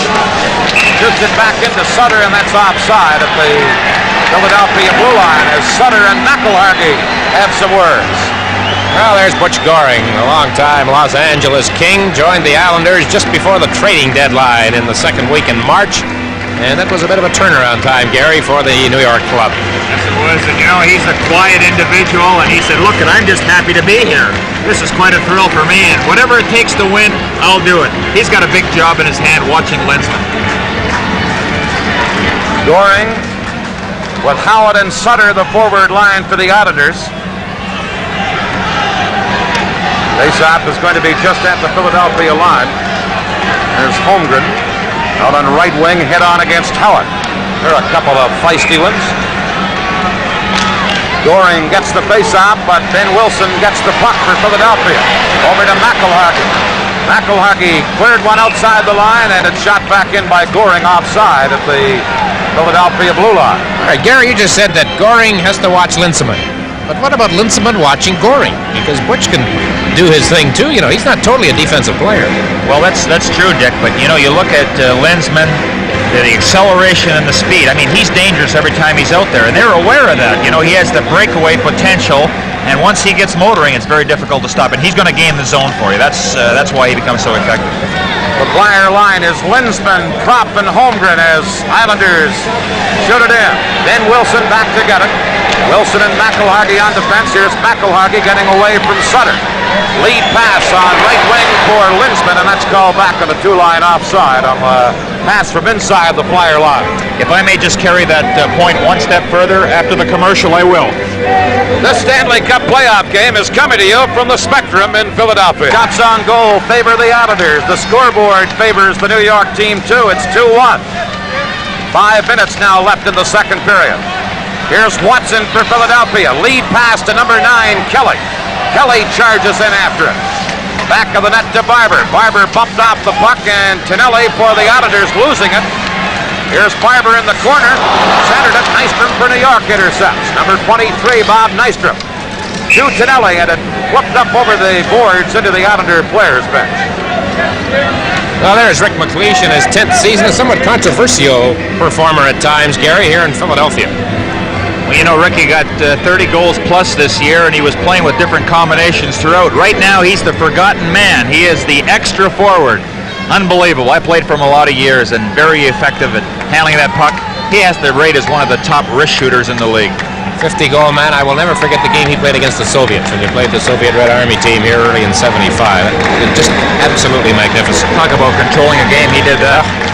McLeish is at center ice on this ship with Barber on left wing, Kelly on right wing. Here is Langevin shooting it in for New York. Nystrom digs in after it to Merrick behind the net. Merrick and Watson battle for it. Comes to Nystrom, but the play had been whistled out. The faceoff will be in the Philadelphia zone. Well, there's number 11, Wayne Merrick, a former Ottawa junior, and he has been a bit of a traveled hockey player. Played down for the St. Louis Blues, as you well know. He was a top draft choice by St. Louis, went to California, Cleveland, finally the Islanders. You know, one thing you have to remember, too, though, even though the Flyers had that fantastic record there this year with the streak and everything, they were 7th in goals against. So they do give up some goals. And I think the Islanders, they certainly sense this, that if they have the strong forechecking, they will come up with their opportunities. Both teams are playing this game very close to the vest. Cautious. Game 1 of the Stanley Cup final. Very cautious, would you say? Just a mite. Here's Trottier on the faceoff. Trottier dropping one back. Now they get it to Potvin at the point. Shoots one. Stick save by Peters, who was going to clear it, then changed his mind and held on for a faceoff. There was a great opportunity right there. Potvin had all kinds of time. He didn't release it for a period of time. Now, why not try to get somebody in front there? Actually, Bossy was trying to get in front. Dupont had him tied up pretty good. There's your answer, exactly. Good job by Dupont. Pete Peters, 8th round draft choice in '77, and a rookie in the NHL who's had a banner year. Face-off is to the right of Peters. Bridgman against Trottier. Puck comes outside the line. Lorimer has it for the Islanders. He gives it to Bourne, number 14. Bourne circling back. Fires it up the middle. Here's a break for Trottier. Right in. Skate save. Rebound is put out in front end. Unable to handle it was Bossy. Back comes Philadelphia. Lawrence on right wing to Bridgman. He was checked and he went to shoot it. Lorimer will get a penalty here for hooking. And the Flyers will have a power play chance. Gary, a moment here at one end and then the other could be very important when you look back at the end of this game. This may be the turnaround that the Flyers are looking for. You know, we've talked all along, gentlemen, throughout the year as we see Lorimer going to the penalty box. The time to make a save at a crucial time. Pete Peters made it on a breakaway. That was a great pass. Tonelli setting up Trottier, and down at the other end, Lorimer hauls down Bridgman, and he is off hooking at 16:08. First power play chance the Flyers have had tonight. Here's the save coming up, Gary. Oh, you'll never get a more exciting play, but, you know, I'm surprised that Bossy will go to his backhand. You know, it's very difficult to get that puck up unless he was trying to go through the legs. Try to shift to go to your forehand, then you can do so many more things with it. But Peters, he certainly came up with a save there. Face-off is going to be to the left of the Islander goal. Lorimer is off for hooking. 3:52 left in the second period. Flyers, 9 power play goals in the playoffs. They really came on strong in the power play department in the latter part of their series victory over Minnesota. Here's Clark in the corner, but Butch Goring gets it loose and cleared it away. Barber and Daly are the point men for Philadelphia, with Clark, Leach, and Hill up front. Here's Daly. Over on the wing to Leach. In on right wing for Hill. Hill trying to make a play. Into the corner for Clark. Clark to Leach. Broken up by Lane. Clark again for Philadelphia. Number 16, Bobby Clark, and Goring tipped it away for the Islanders. Goring and Trottier are the penalty killers. Now Trottier is replaced by Hennig. Here's Clark. Lead pass to Leach. Leach on the wrong wing. Shoots at the side of the net. Now Leach to the corner. To Clark. Back to Daly. Bob Daly shoots one and wide of the net. Bounced out in front. Leach gets up to Barber. Barber let it go. I think Clark deflected it.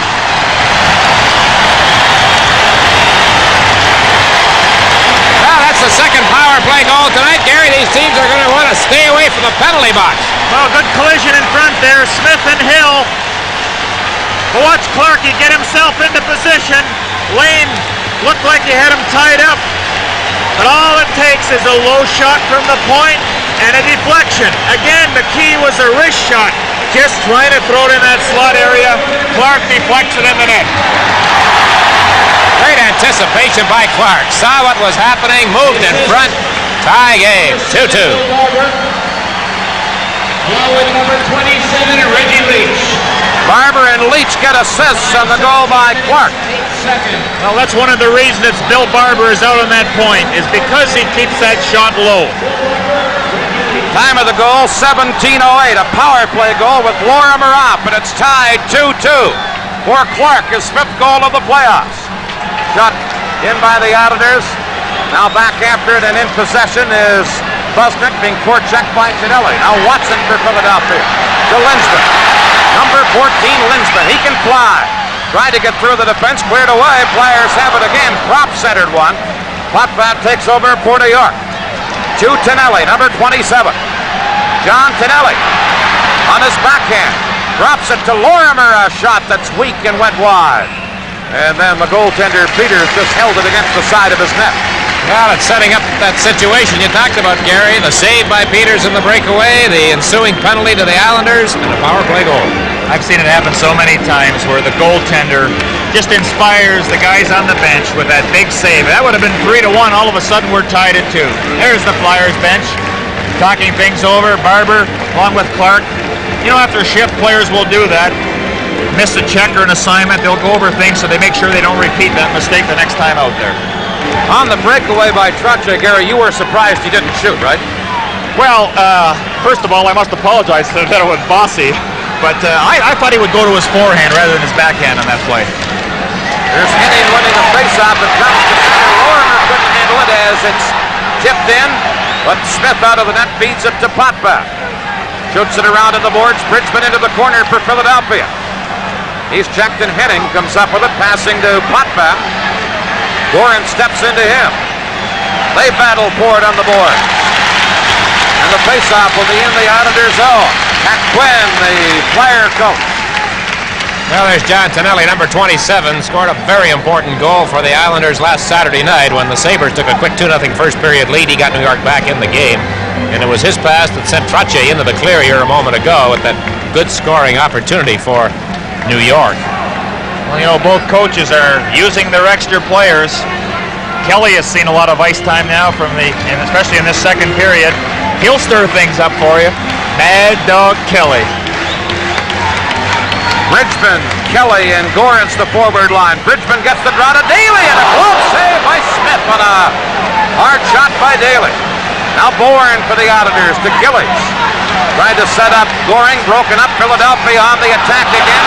And they whistle the play down on an offside at the New York Islander blue line. It was a super glove save by Smith off that big drive from the right point by Bob Daly. Oh. Well, the Flyers have been getting the draws on numerous occasions here, which have resulted from those good shots from the point in the slot. Butch Goring out with Gillies on one wing, now Sutter on the other. Loose puck taken by Lane, but they whistle it down. A hand pass from one New York player to another, a stoppage in play, and another face-off in the New York zone. Minute 35 left in the second period. Flyers 2, Islanders 2.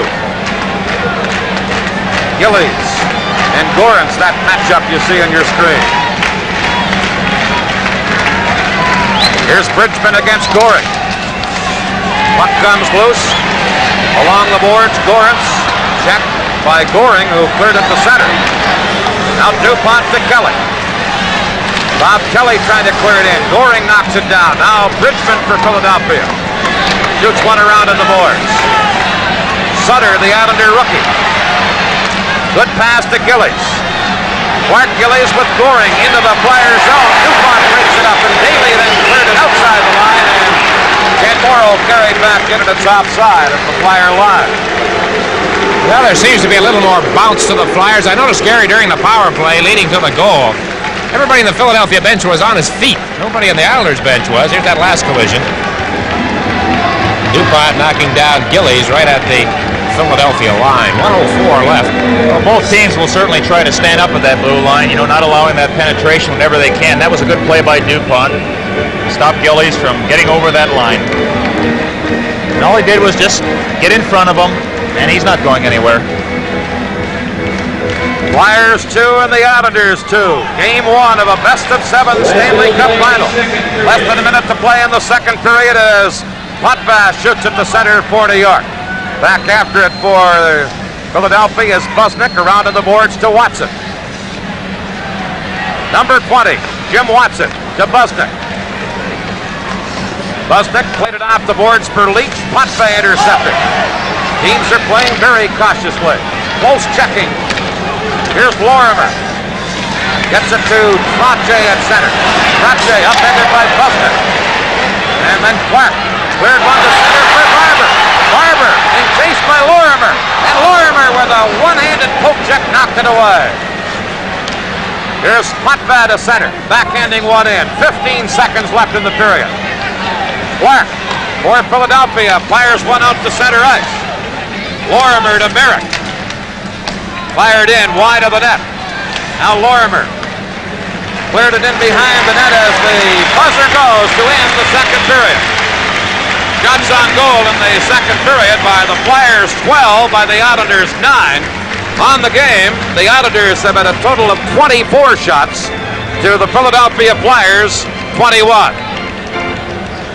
And so the score at the end of the second period, the New York Islanders 2, the Philadelphia Flyers 2. Score to a tie. Bobby Clark on a power play, his 5th playoff goal. The Flyers had the better of the play in that second period, 12-9 edge in shots, but the Islanders still, after 2 periods, have a 24-21 margin. It's a pleasure now to welcome Bill Clement, who was with the Flyers when they won their other 2 Stanley Cups in 1974-75. First to comment on watching the Flyers in the Stanley Cup final.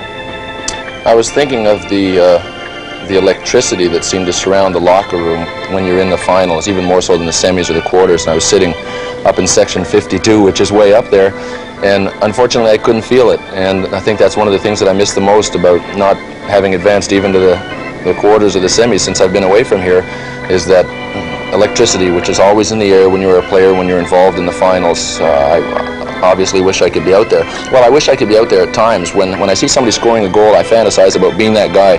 When I see somebody getting his face pushed into the boards or into the glass, I say, gee, it's nice to be up here. That'll happen a few times in this series. Bill, of course, with the Flames, I'll be quite general in saying the nickname rather than the city. Penalty killing, we want to talk about that. It's been your specialty during a National Hockey League career, and everybody thought the way the Flyers killed off penalties against Minnesota and the way the Islanders had trouble in the power play against Buffalo, that could be a key part of this series. We've had 3 power play opportunities, a goal for each team, and only 1 penalty has been killed off. So how do you analyze what you've seen in that respect? Well, the only thing that I can comment on concerning the ability of both teams to kill penalties or their successes of their power plays in the playoffs is that it seems different in every series. And the Flyers had the worst power play in the NHL during the regular season, but they've showed us that they are capable of scoring some goals on the power play. It's really interesting to note that Philadelphia has 5 shorthanded goals in the playoffs so far, and the New York Islanders have 6. And I was surprised to notice that statistic. I think that will really come into play in this series. If a couple of teams, or if a couple of goals are scored shorthanded by one team or the other, it could mean a great difference. So I think that might be something to watch for. That is the offensive ability of the respective penalty killers on both teams. The Flyers against Minnesota used what they called, or what was termed, a diamond formation rather than the traditional box. Are there many ways to kill off penalties, or are there ways we haven't seen yet? Well, a diamond's just a box that got one corner stepped on, I think. There aren't that many ways to kill a penalty. What you always want to do is, when the puck is on one side of the ice, have your 4 players watching that side of the ice, and vice versa when the play is on the other side. One thing that I noticed the Flyers doing in the first period, it appears that they want to use Jimmy Watson and Busnick as their 2 starting defensemen killing penalties, and I don't think they're going to have much success with Clark Gillies or Bob Nystrom parked in front of the net. They are capable defensemen and they're best defensemen defensively, but they're just not big and strong enough to move a guy like Clark Gillies out of the way. So what they have to do is avoid getting tied up with them and then take an awful charge at them just when the shot comes from the point. But they're going to have their hands full, because Gillies was even instrumental on Bossy's power play goal. He was mucking around in front and was holding up the defensemen. So they better try and muscle as much as they can, or get Daly or DuPont out there to move a guy like Gillies. Well, of course, Bossy hit 3 chances and finally put it in on the 3rd one for the Islanders power play goal. Bill, thank you very much. Bill Clement of the Flames. And next we'll have a profile on film of Islanders coach Al Arbour as Stanley Cup 80 continues in just a moment. Team, and they were everybody's joke in the NHL, and they're hardly that anymore, and they could win. that Stanley Cup.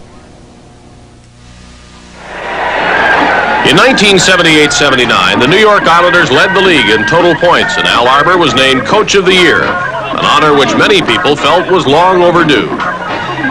However, the loss to the Rangers in last year's All-New York semifinal diminished those achievements and led to the subsequent criticism that the Islanders couldn't win the big one, something they're trying hard to dispel. I think it's a carryover from last year. You know, the New York people, the media there is a little different than anywhere else. Basically, all our fans were all Ranger fans at one time. But we're getting now the nucleus of fans that are strictly Islander fans. They've grown with the club. Now they're there. But somebody that's been a Ranger fan for 20 years, you'll never change them. Though blessed with some of the top offensive talent in the league, the Islanders continued to slump at the start of this season. Where others might have panicked, Al Arbour stuck by his players and continued to stress the need for teamwork. The Islanders responded by finishing the season with a flourish that has extended into the playoffs. I like to play a system that complements the players that you have. I know when I first got here, we didn't have many offensive players, and we played a very, very tight defensive system. And as the players progressed, we opened up our system to a certain degree. Well, I would say that the greatest quality that Al Arbour has is the ability to communicate whatever thought he has at a particular time to the player. And players question, they want to know, they don't just accept. They want to have more of an understanding and a reason for what the team might be doing. And I don't think there's anybody better in that phase of the game. Well, it's certainly very important to communicate with players on a daily basis. You know, you take lines together and defensemen together, and sometimes you take the whole team together and you try to stay on top of everything. Pretty well every day I watch videotape, and very seldom do I show videotape to the whole team, though. I'd rather take it on an individual basis or a line basis or the defensemen and things like that. Al and his wife Claire live in this Huntington Cold Springs Harbor home with their two daughters, Julie and Janice. Enthusiastic participants in all sports, the girls somewhat surprisingly consider soccer their favorite pastime. Al had only one full season there. Although the Arbors are avid hockey fans, Al likes to keep the game separate from his family affairs. You know, I don't talk to him too much about hockey, and, you know, I keep things to myself where I go in my office and work it out, and I try not to bring my burden upon the family. I think the most relaxation I get is I come in here in the living room and I just put the stereo on and I listen to music for hours on end. And that kind of relaxes me quite a bit. The Arbors family room is full of trophies and mementos that chronicle Al's hockey career. A 12-year veteran of the NHL, Al ended his playing days in St. Louis in 1971. Always a popular player, he was honored by the local St. Louis fans with this plaque. It was during his stay with the Blues that Al came under the influence of general manager coach Scotty Bowman. As a player, he was team captain. And in 1970, he took over behind the bench when Bowman decided to devote full time to his managerial duties. You certainly pick up things from all the people that you've been involved with, and certain ideas that I have are certainly Scotty Bowman's ideas, along with other people that I dealt with, Tommy Ivan, Punch Imlock, and a great number of them.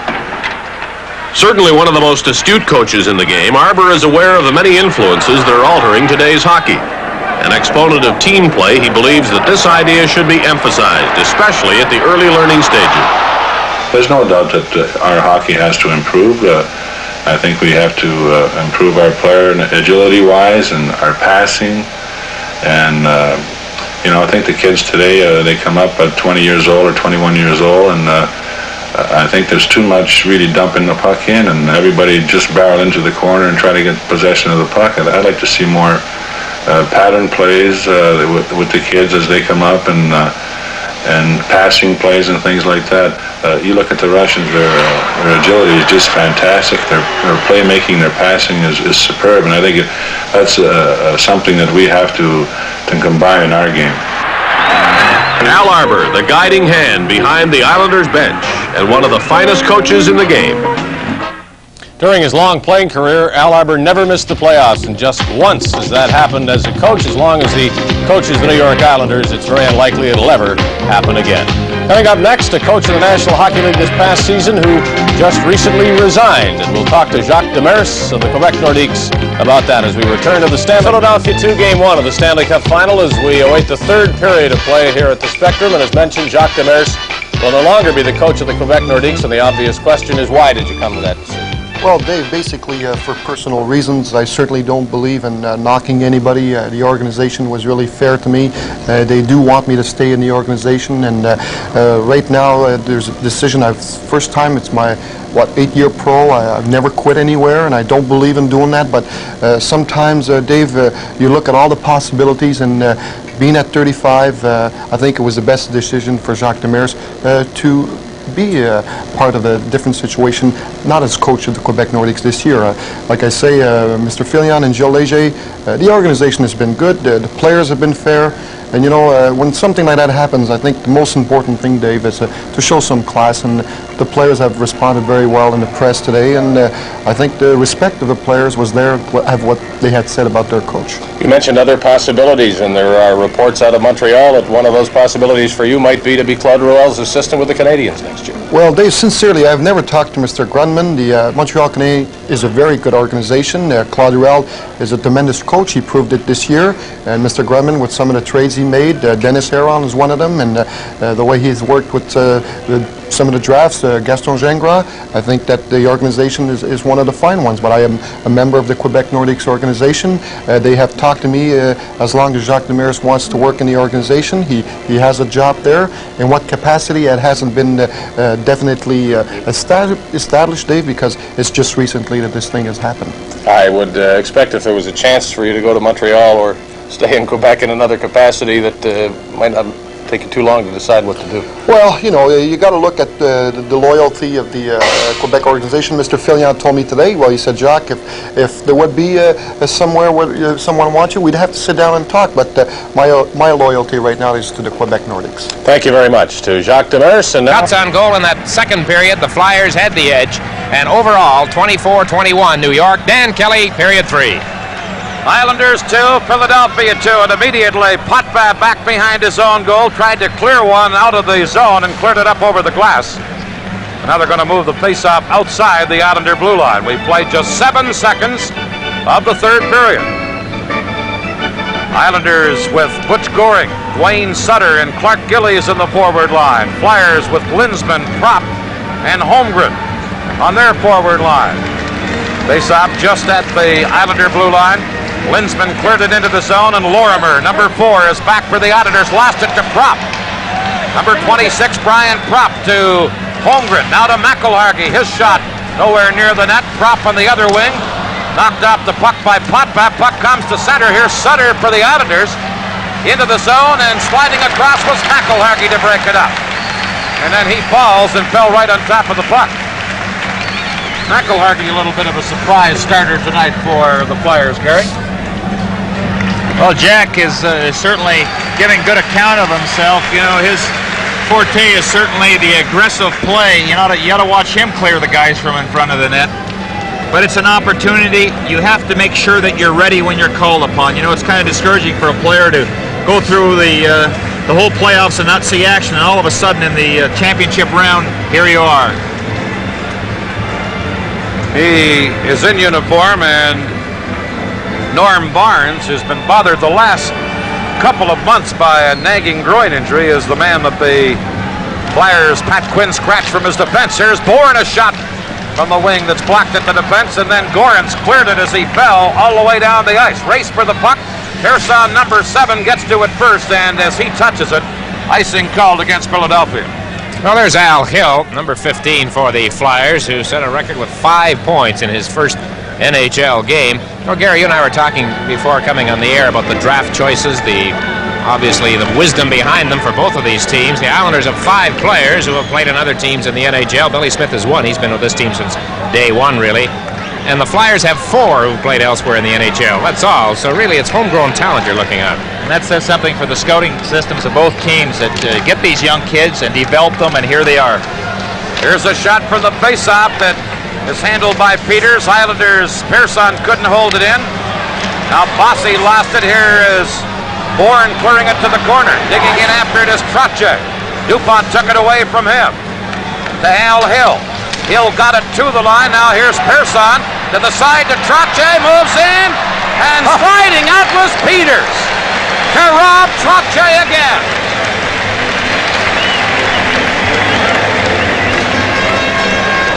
From the Spectrum in Philadelphia, this is Stanley Cup 80.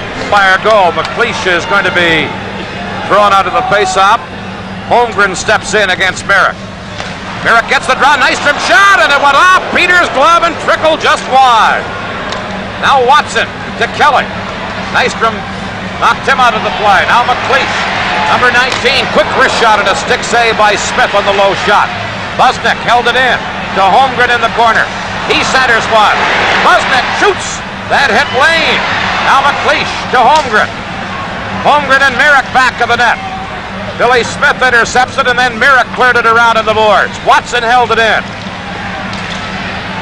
Cleared away by Merrick, and it's up over the glass and into the crowd. Well, Dick, we saw it again, how the face-off, especially on the right-hand corner where the defenseman, or the center iceman rather, is drawing it into the slot area.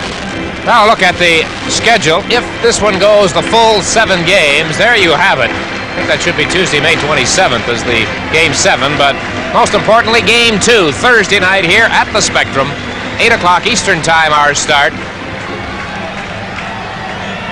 We have 18:20 left in the third period of this one. Islanders 2, Flyers 2. McLeish and Merrick on the face-off. Merrick wins the draw. Round on the boards to Lane, number 24. Gord Lane to Ken Morrow. Now to Nystrom. Number 23, Nystrom. Trying to set up Lane. Now Busnick takes this man out of the play, and the Flyers come back out of there. Couldn't get it out of the zone. Apparently Holmgren did, because when Nystrom carried back in, it's whistled down on an offside. Gary, I think somebody who played the game the way you played it appreciates the way that Bob Nystrom plays the game. You know, and it seems he gets so strong in the playoffs. He always plays his best hockey come playoff time. Very tough guy to play against. You know, you get the ice pack out after playing against him. Who was the toughest that way for you? Who did you feel the bruises most from when it was all over? I would say Gillies when you bothered him. Somebody just mentioned my wife. Here's McIlhargey. Cleared one, but Gillies intercepts, trying to set up Goring. Barber is there. Cleared in, however, by the Islanders. Then Wilson for Philadelphia, shooting it off the boards. It'll go all the way down the ice. Lorimer and Barber race after it. They roll. Barber got to it first, so it's onside to Clark. Clark trying to drop one back. Broken up, and here comes Potvin. Upended by Clark, who'll get a penalty. And now play called, and Bobby Clark will go out for tripping. Tonight's Stanley Cup playoff game is coming to you from the Spectrum in Philadelphia. Man, and also the best penalty killer on the Flyers. They have Bridgman and Barber out with DuPont and Daly on defense, and DuPont cleared it down the ice. Islanders have Persson and Potvin as point men, Trottier, Bossy, and Bourne up front. Each team has scored a power play goal in this 2-2 game. Here is Potvin firing it in. Bourne digs in after it. He's number 14. Fell. Bridgman cleared it, but right onto Bossy's stick. Bossy back of the net to Trottier. Back to Bossy. Shoots, and he shot it wide by 2 or 3 feet. Bounces all the way back into the Islander end of the rink. And Stepan Persson, number 7, has it for New York. 1:21 left in Clark's penalty. Persson. To Bourne, back to Persson. Now on right wing to Bossy. Broken up by Hill and cleared away. And Persson has to go back for New York. 1:06 left in Clark's penalty. 2-2 the score. Islanders on the power play as they work it to Trottier on left wing. To Bossy. Mike Bossy fires it around on the boards. Here's Trottier. Lets it go to Persson. To Dennis Potvin. Back to Persson. Persson, a drive. Peters kicked it up. Rebound. Trottier centered it. Peters stopped that and dives out and held on. Good play by Peters right there as he got the stick on the centering pass from Trottier. Very alert play on the part of the Flyers goalie. Clark in the box has 41 seconds left to serve. Well, that's something that becomes very important in the goaltender's equipment, how he uses that stick. Here he's nudging Illies a little bit. Now watch him just throw that stick out to cause the puck from reaching Bossy, and you know that if it would have reached Bossy, where it would have been. 41 seconds left in Bobby Clark's medal. 16:08 left in regulation time. 2-2 the score. Flyers Watson trying to fire it out and succeeds. It goes all the way into the Islander zone. Smith, back of the net, passes to Potvin. Less than 30 seconds left in the penalty. Smith was upended as he tried to get back into the goal crease. Here's Potvin trying to carry into the Philadelphia zone. Drops it to Pearson. Over to Gillies, but intercepted by McLeish and cleared away. 12 seconds left in Clark's penalty. Here's Butch Goring, number 21 for the Islanders. Lost it. Lynchman has a breakaway. Sprawling save by Smith to rob Lynchman. Clark comes back on. Here's Lynchman again. Potvin breaks it up. Now to Nystrom. Teams at full strength down. Nystrom knocked down, and Clark takes over for Philadelphia. To Busnick. Back to Clark. 3-on-2 player break, and Clark had it roll off his stick. He hustles to the corner. Centered one. No one could get a stick on it, and Nystrom for the Islanders. Shoots it to center. McElhargy feeding it back in. Here's Paul Holmgren. Morrow skates him off. Holmgren again. Trying to center one. Knocked away, and here's Merrick for New York, number 11. Wayne Merrick trying to work it to Tonelli.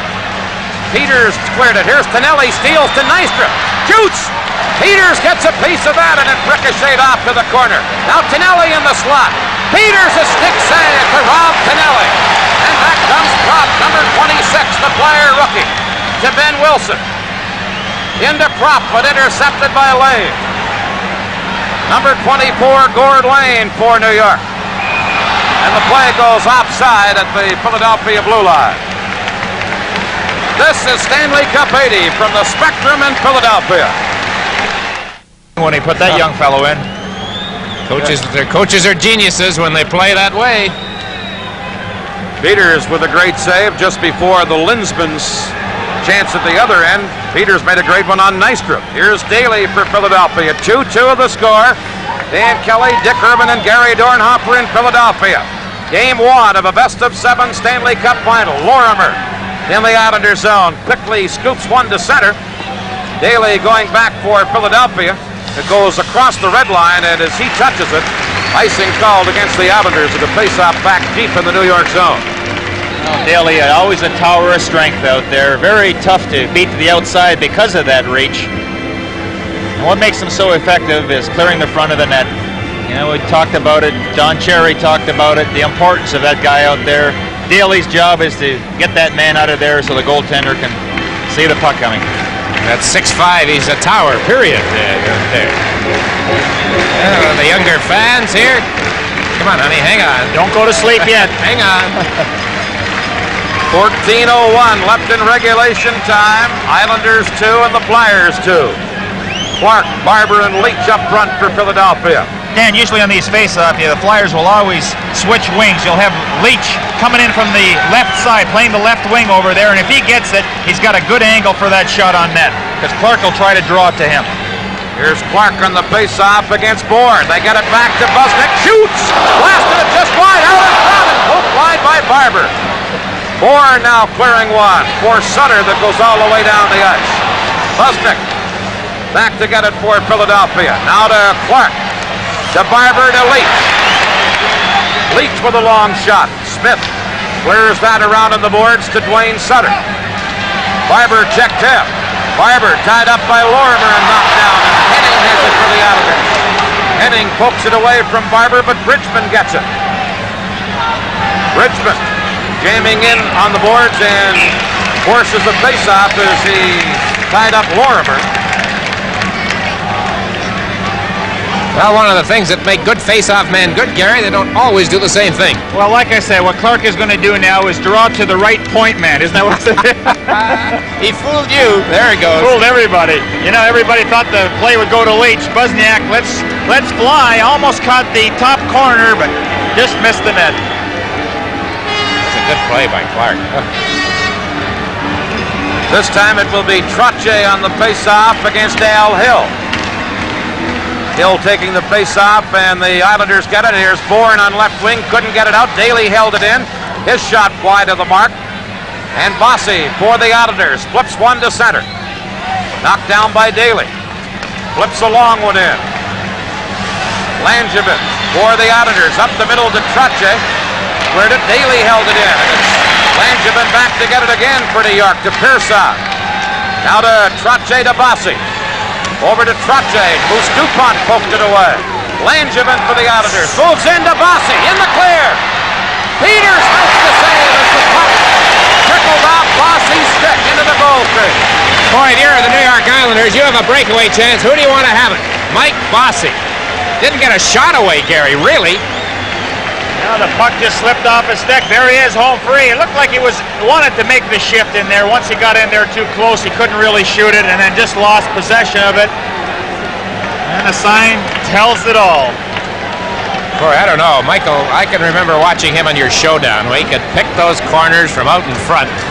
That's twice now he's been in at that end. First period, went to the backhand, didn't get a shot away. Another look at this last one when it rolls to the goalie, but not a real shot. Well, you know, the chances are there. The Islanders are just not capitalizing. They've had some excellent opportunities, but just can't pull the trigger. Merrick and Linsman this time on a face-off to the right of the Flyer goal. 12:47 left in regulation time. New York Islanders 2, Philadelphia Flyers 2. Merrick gets the draw to Nystrom. Got it to the corner, but Busnick for Philadelphia cleared it to Watson.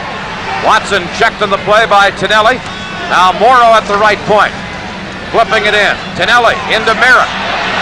Merrick out in front and checked by Holmgren as he went to shoot, and the puck deflects up over the glass. Good play by Holmgren. Now even Merrick, you know, he made the man take him there. He went right out in front of that unchallenged.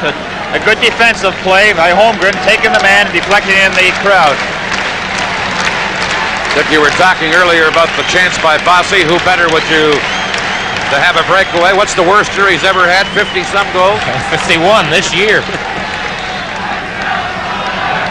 Here's Linsman on a face-off with Merrick. Gets it to Morrow.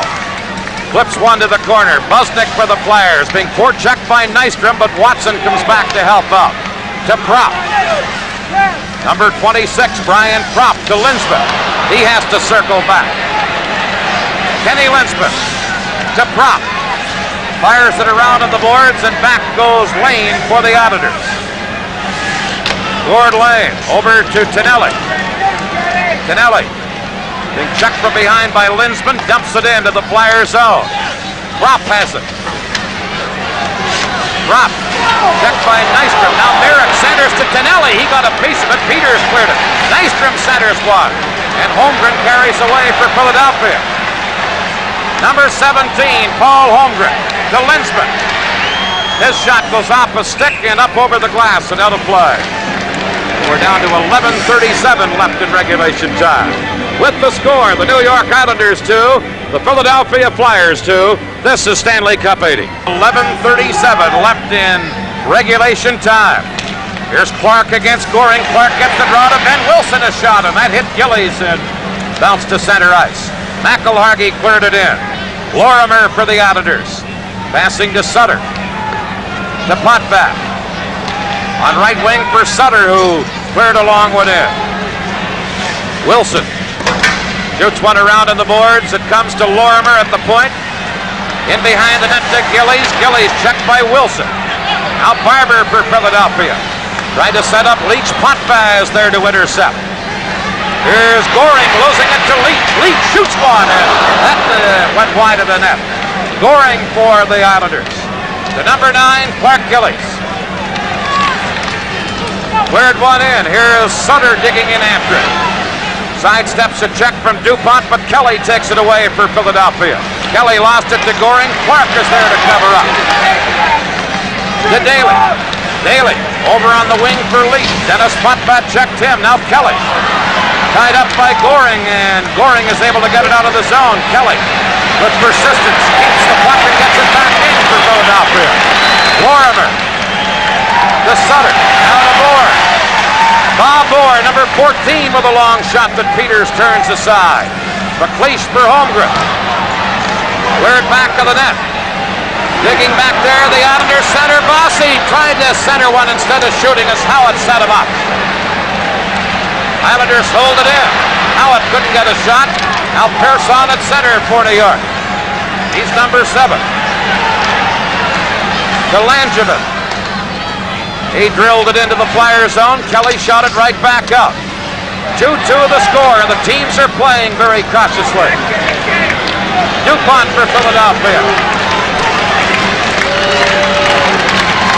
Out on the right wing boards, the Flyers work it now. Holmgren drops it to DuPont. To Daly. Daly flipping a long one in. Cleared aside by Smith. Now Howard for New York, number 8. He cleared one to center. Daly has to go back after it. Bob Daly shoots one to center. Here's McLeish trying to get loose. McLeish into Gorance on right wing. Pearson tying up that player, and he's going to get a penalty as Pearson for holding. Stanley Cup 80 will continue in just a moment. The score, 9-11 left in the third period. Clark gets the faceoff, but Goring comes up with the puck. Here's Butch Goring into the Philadelphia zone. Barber breaks it up. Goring still has it. Lost it, and here's Barber, number 7 for the Flyers, and Goring broke it up again. Now cleared by the Islanders. Hill, number 15 for Philadelphia. Back to Wilson. Then Wilson to Clark. Clark, Hill, and Leach the forward line for Philadelphia, and Henning is there for New York to break it up. Now Wilson to Barber. Wilson and Barber are the point men as Barber dumps one in. Lane back for the Islanders. Cleared it. Leach knocked it down. Leach fakes the shot. Gives it to Clark. Bobby Clark on the Flyer power play. To Leach. To Clark. Wilson shoots. Blocked by Henning. Wilson held it in. Gets it to the corner. But Lane for New York is there and picks an opening and fired it down the ice. A minute left in the penalty. Here's Barber. 2-2 the score. Flyers on the power play. Barber feeds it into Holmgren. Paul Holmgren with a chance. Over on the wing. They center it. Linsman shoots. Big save by Smith on Linsman. Now Barber's shot wide of the net. Holmgren behind the goal. To Linsman. Back to Ben Wilson. A drive. He blasted it wide. Held in by Barber. Shooting, and Lorimer blocked that one. Wilson was checked and Goring cleared it away.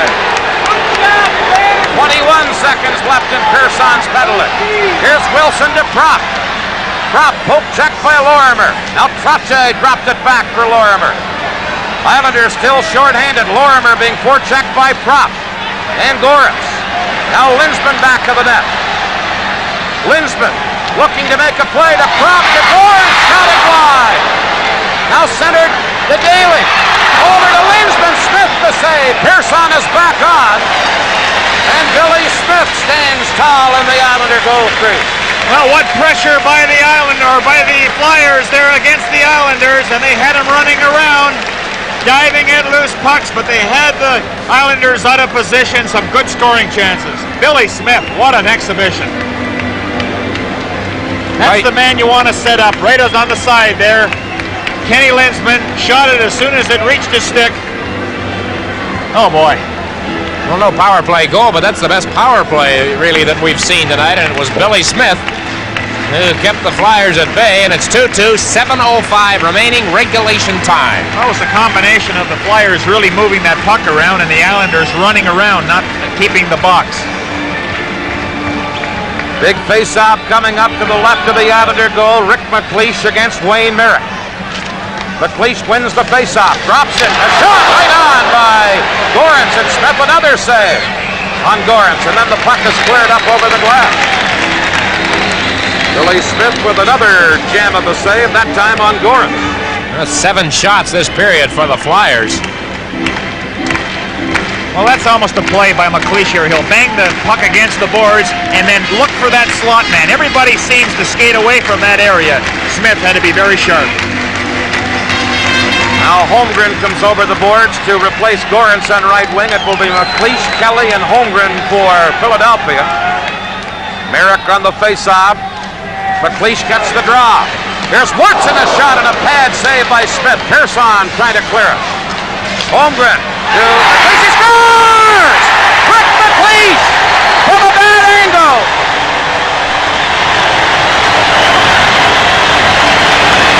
Well, the forgotten man, Rick McLeish, has scored the go-ahead goal, and how he ever tucked that one in. We thought maybe there was a hole in the net. Funny, so many good, clean-cut looking chances, and it ends up right here. Good work by Holmgren, something he does so well. There it is. Smith wasn't against the post, and it went off the inside of his pad and right in. 3-2 Flyers, 6:50 left, third period. Another look at it. Look at the angle McLeish is at. Off the pad of Smith into the net. Holmgren assisting at 13-10. McLeish's 7th goal of the playoffs, and it gives the Flyers a 3-2 lead. Now McLeish with a breakaway. McLeish shoots. Smith stops him on a breakaway with a glove save. Live from the Spectrum in Philadelphia, the Stanley Cup playoff. The Islander goal. Bridgman will take the face-off against Trottier.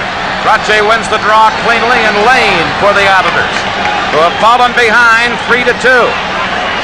Lane to Morrow. Morrow, number 6, comes to center and flips one in. Daly for the Flyers to Goritz. Trottier into forecheck, but here's Bridgman trying to set up Hill. Morrow at center. Shoots it back in for New York, and it's offside at the Philadelphia blue line. That last pass coming out of the Flyers zone would have been a 2-on-1 had it clicked. So, Gary, the Islanders, with the breakaway by McLeish, they're maybe starting to move up a little bit. They've got to look for the equalizer. Well, that'll change the strategy by the Islanders now. They can't sit back. They have to make things happen. You notice that the Islander defense that time stayed in a little longer. Normally would have backed out.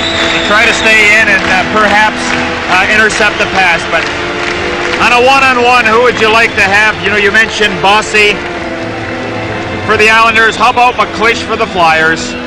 Very rarely will he try and pull the goaltender. The way he shoots it, always try to shoot it. Smith, he was right there, made the easy save. Islanders are trailing 3-2. 6 minutes left in regulation time. Here's Trottier. Flips it in. The veteran Moose DuPont for Philadelphia, being forechecked by Howitt, but gets it to Kelly. Bob Kelly cleared it to center, and Lane has it for New York. Shot it ahead to Trottier. It goes all the way into the Flyers zone. Peters sets it up for Daly. Daly to Hill. Hill couldn't get it out. Howitt almost stole it. Kelly is there for Philadelphia. Howitt held it in to Trottier. Trottier to Howitt. Howitt trying to get it to Bossy. Broken up by Daly, and now Kelly comes up with it, but play called and a penalty coming up against Philadelphia. This Stanley Cup playoff game is coming to you from the Spectrum in Philadelphia. Left in regulation time, the Flyers, Al Hill, call for hooking on Gary Howitt, a rather critical moment as the Flyers have a 1-goal lead. Islanders with 12 power play goals in the playoffs, one of which they scored tonight, have the man advantage. Here's Dennis Potvin, shoots! Stick save by Peters. Nystrom to Goring, back of the net. Goring trying to drop it back in it. All the way to center. Potvin, number 5. Passing to Gillies. Over on the wing for Potvin. Clark knocks it down. Clark, check. Gillies dropping it to Pearson. Now to Goring. Puts Goring to Nystrom. Nystrom trying to drop it back. Does to Gillies. Now Potvin tied up by Clark on the play. Here's Jimmy Watson. Nystrom to Dennis Potvin. Into Goring. Goring to Pearson. To Dennis Potvin. To Goring. Islanders on the power play. A minute 8 left in Hill's penalty. Goring to Potvin. To Pearson. Pearson a drive, and Peters went to his knees and stopped Stepan Pearson's shot from the point. The Flyers kept the Islanders on the outside, Gary. Well, that's what the box does. You try to force the shot from the outside. It looks like Peters may be hurt on that last shot. He's crouched. We'll have a look at it again and see if we can find out where Peters was injured. We're following him. You notice Peters moving to where the puck is, following the play. There's the box that the Flyers set up. Look at that Busniak in front with Gillies. And then Peters gives him a little tap. May have been just above the pad there when he went into that crouch. There is an open area where it isn't protected. Well, he has played tonight in a style that doesn't give any indication that this is the first Stanley Cup final appearance for a 22-year-old goaltender in his first year in the National Hockey League. He has played very coolly, very well. Right now his team is killing a penalty. Hill in the box with 1:02 left in the penalty. 4:27 remaining in regulation time. And the Flyers on the goal by Rick McLeish here in this third period have a 3-2 lead. Jacques Plante looking on. He and Bernie Parrott are special assignment coaches for the Flyers, helping the goaltenders, of course. Here's Bridgman on the faceoff. Just under a minute left in the Flyer penalty to Hill as the Flyers clear it away. Pearson has to go back for it. 4:15 left in regulation time. 3-2 Philadelphia. Here's Barber almost stealing it. Now Trottier to Pearson. To Bossy, number 22. Mike Bossy working it in. Here's Trottier being tied up by Barber. Daly back to get it for Philadelphia. He's pinned against the boards. Here's Bossy. DuPont gets him a rough ride. Back to Dennis Potvin to Pearson. Barber, one of the penalty killers, says no stick. Here's Potvin to Bossy. Mike Bossy trying to center one. Pearson scores! Stepan Pearson on a beautiful setup. And it's tied 3-3. Goal came with 17 seconds left in the power play, and without a stick, that was a key. Barber lost his stick, Gary. Yes, he did, but what a play that Mike Bossy makes there. You know, he's got a view of the whole situation, what's happening, and Pearson, from his position, moves in. There's the way Peters looks at it. Now watch to the left-hand side of your screen. Pearson will move in. Bossy will get a hold of it. Watch him going into that area, right along the boards. Yes, can't get over there in time, but a perfect pass, perfect shot. Well executed. So it's a 3-3 tie, 16-18. The time of the goal, Pearson from the left side, Bossy and Denny Potvin assisting, 3:42 remaining regulation time, and it's a tie. And it was a power play goal by the Islanders that tied it up. Hill was in the penalty box. Here's Busniak for Philadelphia in his own zone. Trying to clear it. Merrick knocked it down. Now Tonelli and Busniak fight for it. Holmgren, number 17 for Philadelphia. At center ice to Propp. Propp gets around Morrow, then Morrow hooked it away from him. Propp back to the net, trying to center one. Here's Busniak pitching in from the point to hold it in. Islanders break out. Here's a 3-on-2 Islander break as Merrick beats Tonelli.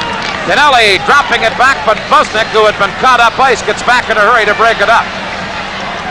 Busniak, number 28, to Linsman. Linsman tries to center. He did, and Propp took a whack at it, and it went wide. Islanders, Nystrom, number 23, to Lane. Ward Lane trying to go around Daly. Now tries to center to Nystrom. Nystrom fell, but centered it. DuPont calmly cleared it away. Now Daly to Barber. 2.5 minutes left in regulation time as Barber cleared it in. Lane and Leach battle for it and hold it back to the Islander goal for a faceoff.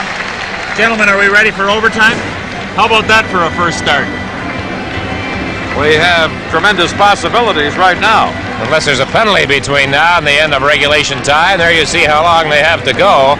Power plays, Gary, a big part of this hockey game tonight. 2 for the Islanders. That's right. 1 for the Flyers. Half the goals. Face-off will be in the Islander zone. Bobby Clark against Butch Goring.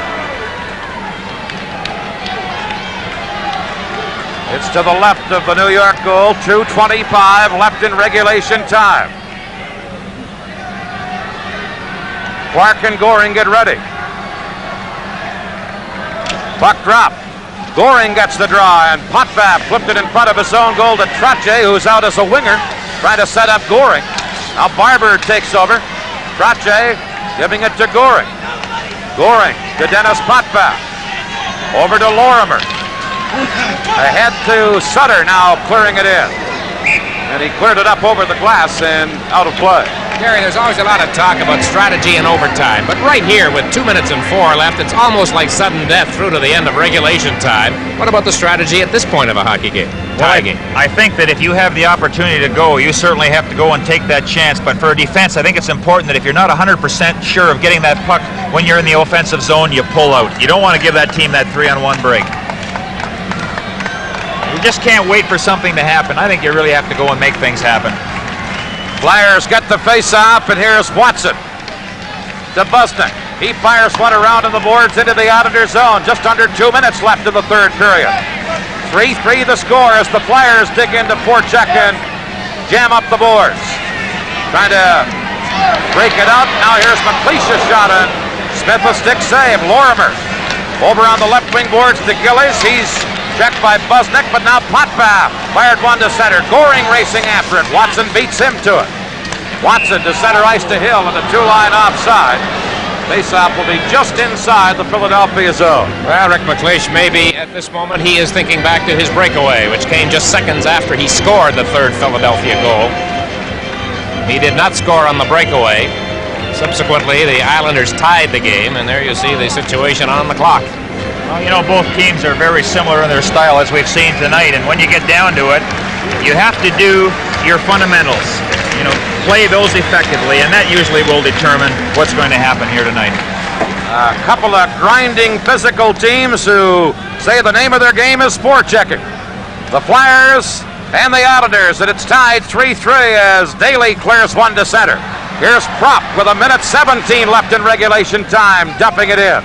Bossy for New York back to get it. He's knocked down. Flyers get it to Daly. Daly at the right point. Shoots. Linsman deflected it, and Smith calmly cleared it away. Here's Bourne to Bossy. To Bourne. A minute left in the third period. Bourne. Checked by Daly from behind. And the Flyers get it to center. Here's Holmgren. And Dennis Potvin came diving out to break it up. Now Potvin flips it into the Philadelphia zone. Back is DuPont, 45 seconds left in regulation time. 3-3 the score. DuPont shooting one in. Lorimer is back for New York. Now to Tonelli. John Tonelli to Merrick. Merrick on left wing, trying to go around Busnick. Fired one in front of the net. Clark for the Flyers breaks it up to Barber. He's checked by Tonelli. Tonelli to Nystrom. Now stolen by Watson to Clark. 17 seconds left in regulation time. Watson's shot is wide. Busnick closes in from the point. Now Potvin with 10 seconds left. Flips it up the middle.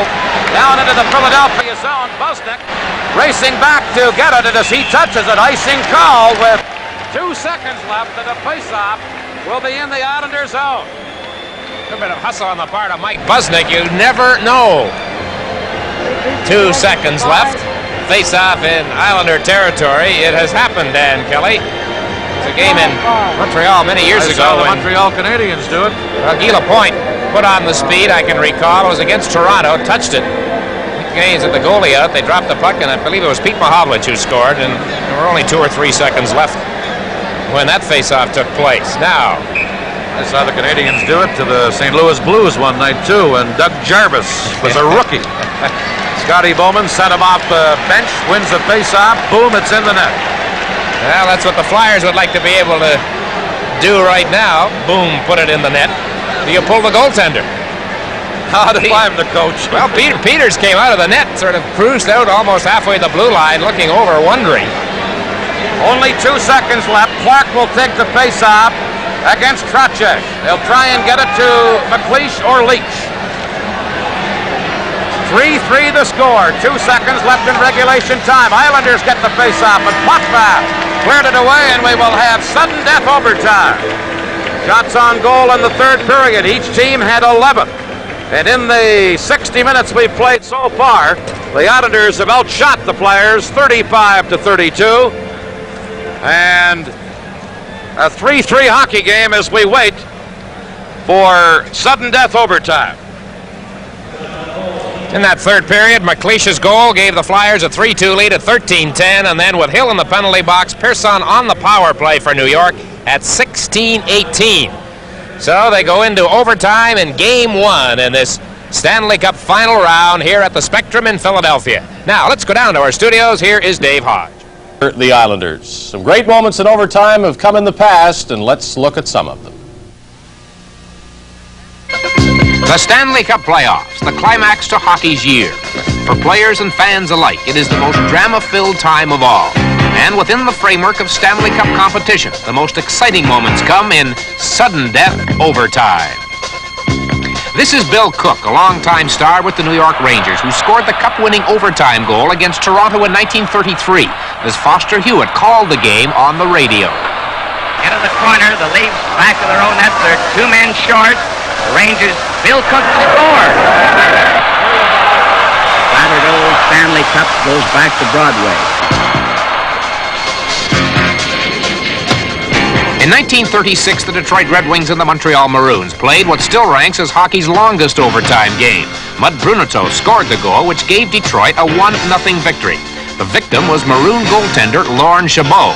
At the other end of the ice, Detroit goalie Norm Smith was shutting out the Maroons. The game lasted until 16:30 of the 6th overtime period.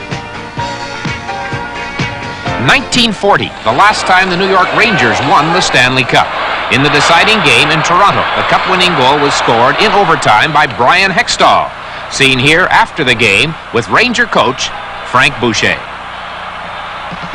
1944, Toe Blake was captain of the Montreal Canadiens, the left winger on the famed punchline with Elmer Locke and Rocket Richard. The Canadiens defeated Chicago 4 straight in the final series. The cup-winning goal was scored by Blake in overtime.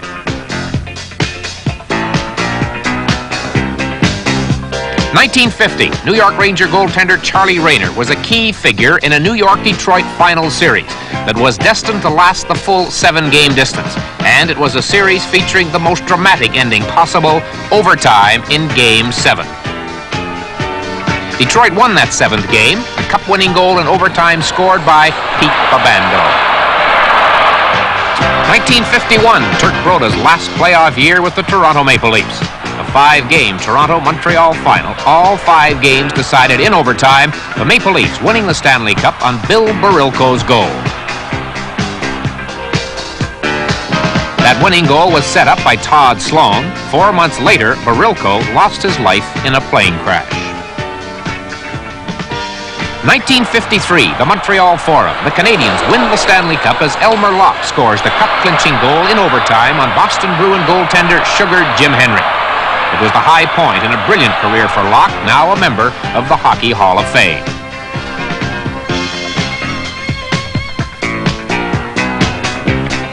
(1954), again overtime in Game 7 of the final series. The Detroit Red Wings, hockey's powerhouse in the mid-1950s, had the home ice against the Montreal Canadiens. Tony Leswick, Detroit's number 8, was more a nuisance as a defensive player than he was a scoring threat. Yet it was Leswick who received credit for the cup-winning goal as his shot caromed off Montreal defenseman Doug Harvey into the net behind goaltender Jerry McNeil. That's the last time a 7th game in the final series was decided in overtime. In 1964, Toronto and Detroit in the final series, one which produced a long-remembered overtime goal. In Game 6, with his team facing elimination, Toronto's Bob Bond scored a game-winning overtime goal, and after that game, it was discovered Bond had played with a broken bone in one of his legs. 2 nights later, the Maple Leafs clinched the Stanley Cup in Toronto. 1966, a year when a surprise appeared in the offing after the Detroit Red Wings defeated the Canadiens in Montreal in the first 2 games of the final round. But Montreal came back to win the next 4, with Henri Richard scoring the cup-winning goal on this play in overtime in Game 6 at the Detroit Olympia.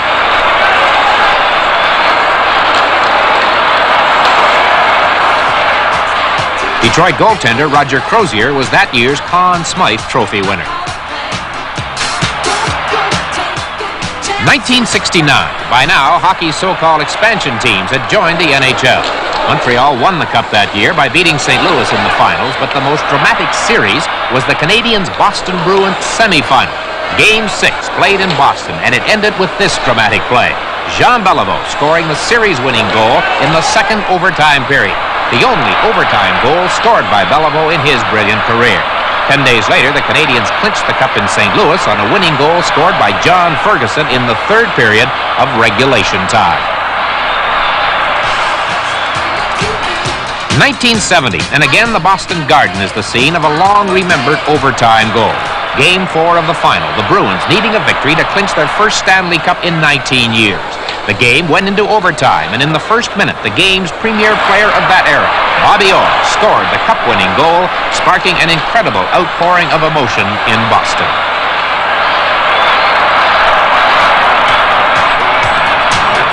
(1977), again the Boston Garden, and this time the Bruins are the victims.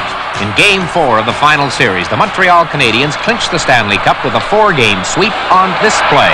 Early in the first overtime period, Guy Lafleur setting up Jacques Lemaire for the overtime Cup-winning score. 1979, the #1 moment of that playoff year for the Canadiens, who were to win the Cup for a 4th straight time. Game 7, Montreal and Boston in the semifinals, and Montreal's Yvon Lambert scores the series-winning goal.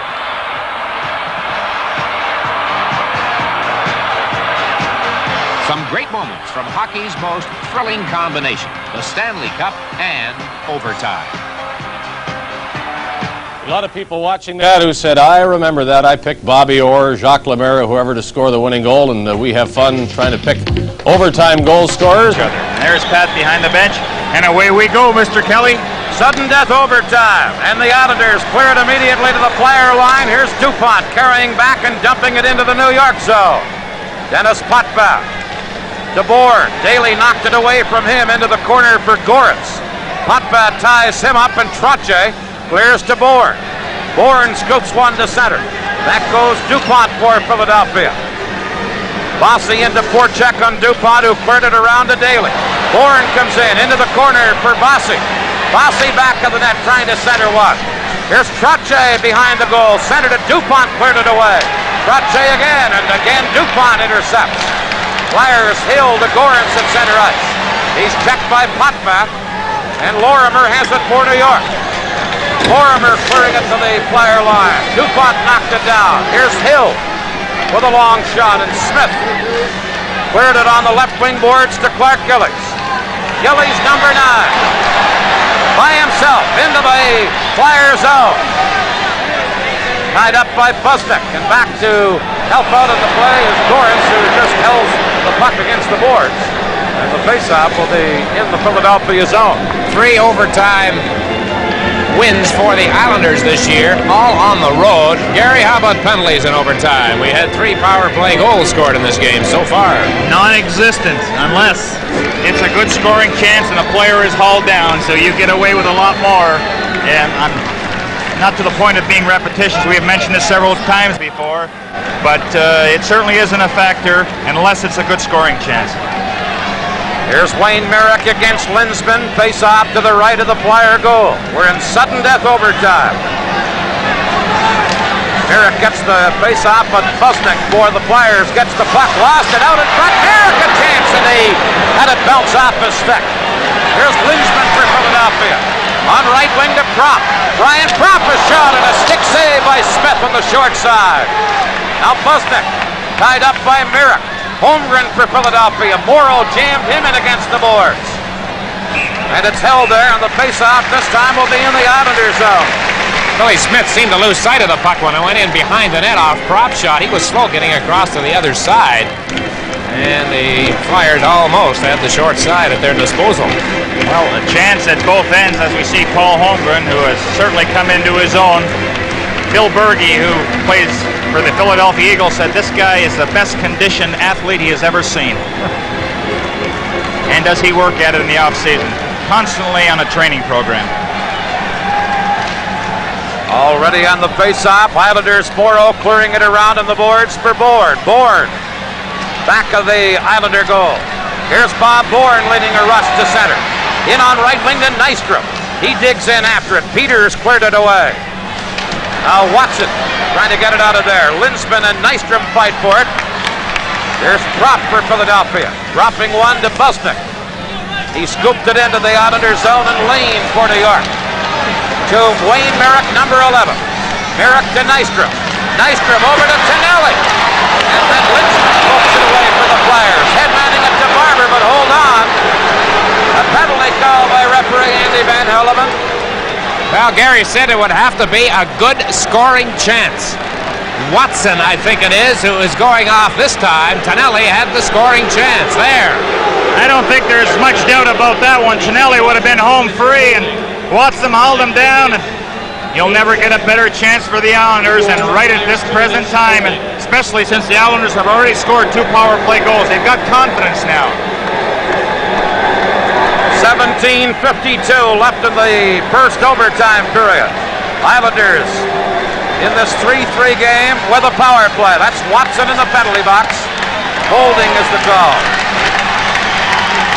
Trottier, Bossy and Gillies up front. Potvin, Pearson on defense. Clark wins the faceoff in the Flyer zone. Over to Leach. Pearson held it in, but Daly blocked his shot and clears one away.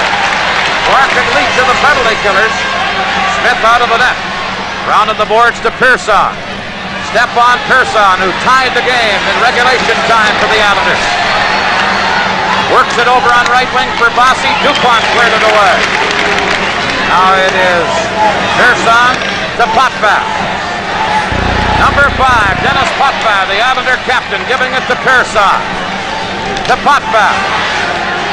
Beats one in on left wing for Bossy. Too far ahead for him. DuPont is there to clear one out. A minute 16 left in Watson's penalty. Smith for New York, leaving it for Pearson. Stepan Pearson. Checked by Daly. Here's Daly being bumped by Pearson. Daly centers one. Backhanded it wide. Potvin for New York. To Bourne. Here's Bourne. Over on right wing for Bossy. Bossy dropping one back. Potvin couldn't get in position to hold it in. At center ice, Dennis Potvin to Trottier. Barber pokes it away. Now the Islanders, Potvin. Trying to work it into the zone to Bossy. There's Bourne, but the puck of the play is offside at the Flyer line. 34 seconds left in that man's penalty. He's Jimmy Watson, and some excellent penalty killing by Philadelphia. Well, all Jimmy can do there is just sit back, hope and pray that the Islanders don't score, but they've just stopped skating. They're standing still when they're receiving the puck, and it's pretty tough to beat somebody when you're in that position. It's the Islanders. Everybody should go back in the whole zone, right in their own zone, and start from there fresh with everybody skating. They still got time to get one here. 34 seconds, plenty of time. Leach and Clark are the penalty killers. Wilson and Busnick on defense. Islanders have Goring, Bourne, and Nystrom up front. Morrow and Potvin, the point man. 34 seconds still left in the penalty. Here's Clark and Goring on the faceoff. Outside the Flyer line. Clark gets the draw back into his own zone. Busnick for Philadelphia cleared it to Leach, who tipped it down the ice. Number 6 is Morrow. To number 21, Butch Goring, leaving it for Morrow. To Potvin. Dennis Potvin carries into the Flyer zone. Potvin over to Morrow at the other point. Fired it into Nystrom. Nystrom checked by Busnick. Now it comes loose to Tonelli. To Dennis Potvin. He scores! Dennis Potvin! And the Islanders in sudden death overtime win game 1. Comes with 1 second left in the power play. Gary, that's something Denny Potvin does so well. That anticipation from the point, when to move in, when to take the chance. The timing was perfect right there. Well, you watching this one. He was hollering at the man behind the net to get him the puck. Just watch, there's a concentrated attack going on here. Nystrom in the corner along with Busniak. They kick at it, goes behind the net. Now watch. Potvin in from his slot position, right from the point, rather move into the slot and gets that puck. Tremendous. But he was hollering for the puck. He wanted the puck. 4:07 the time of the goal. Back of the net. Look now. There you see Potvin cruising in. Now what makes it important too, as soon as it hit Potvin's stick, he doesn't waste any time. He shoots it right away. You notice Peters never even moved on it. So the power play goals by the Islanders really paying off. Bossy in the first period. Persson. Dennis Potvin scores twice, including the winning goal in overtime, and he also drew an assist. Star number 2, Paul Holmgren, who did his thing for the Flyers in his sort of game. And the third star, despite the fact he had a couple of weird goals scored against him, Billy Smith held the New York Islanders in there, making big saves, especially in the third period in breakaways by Ken Linsman and Rick McLeish. The Islanders have been fantastic on the road throughout these playoffs, and they continue to be that in taking game number 1 of the Stanley Cup Final. And they'll try for a 2-0 lead, with the Flyers aiming to get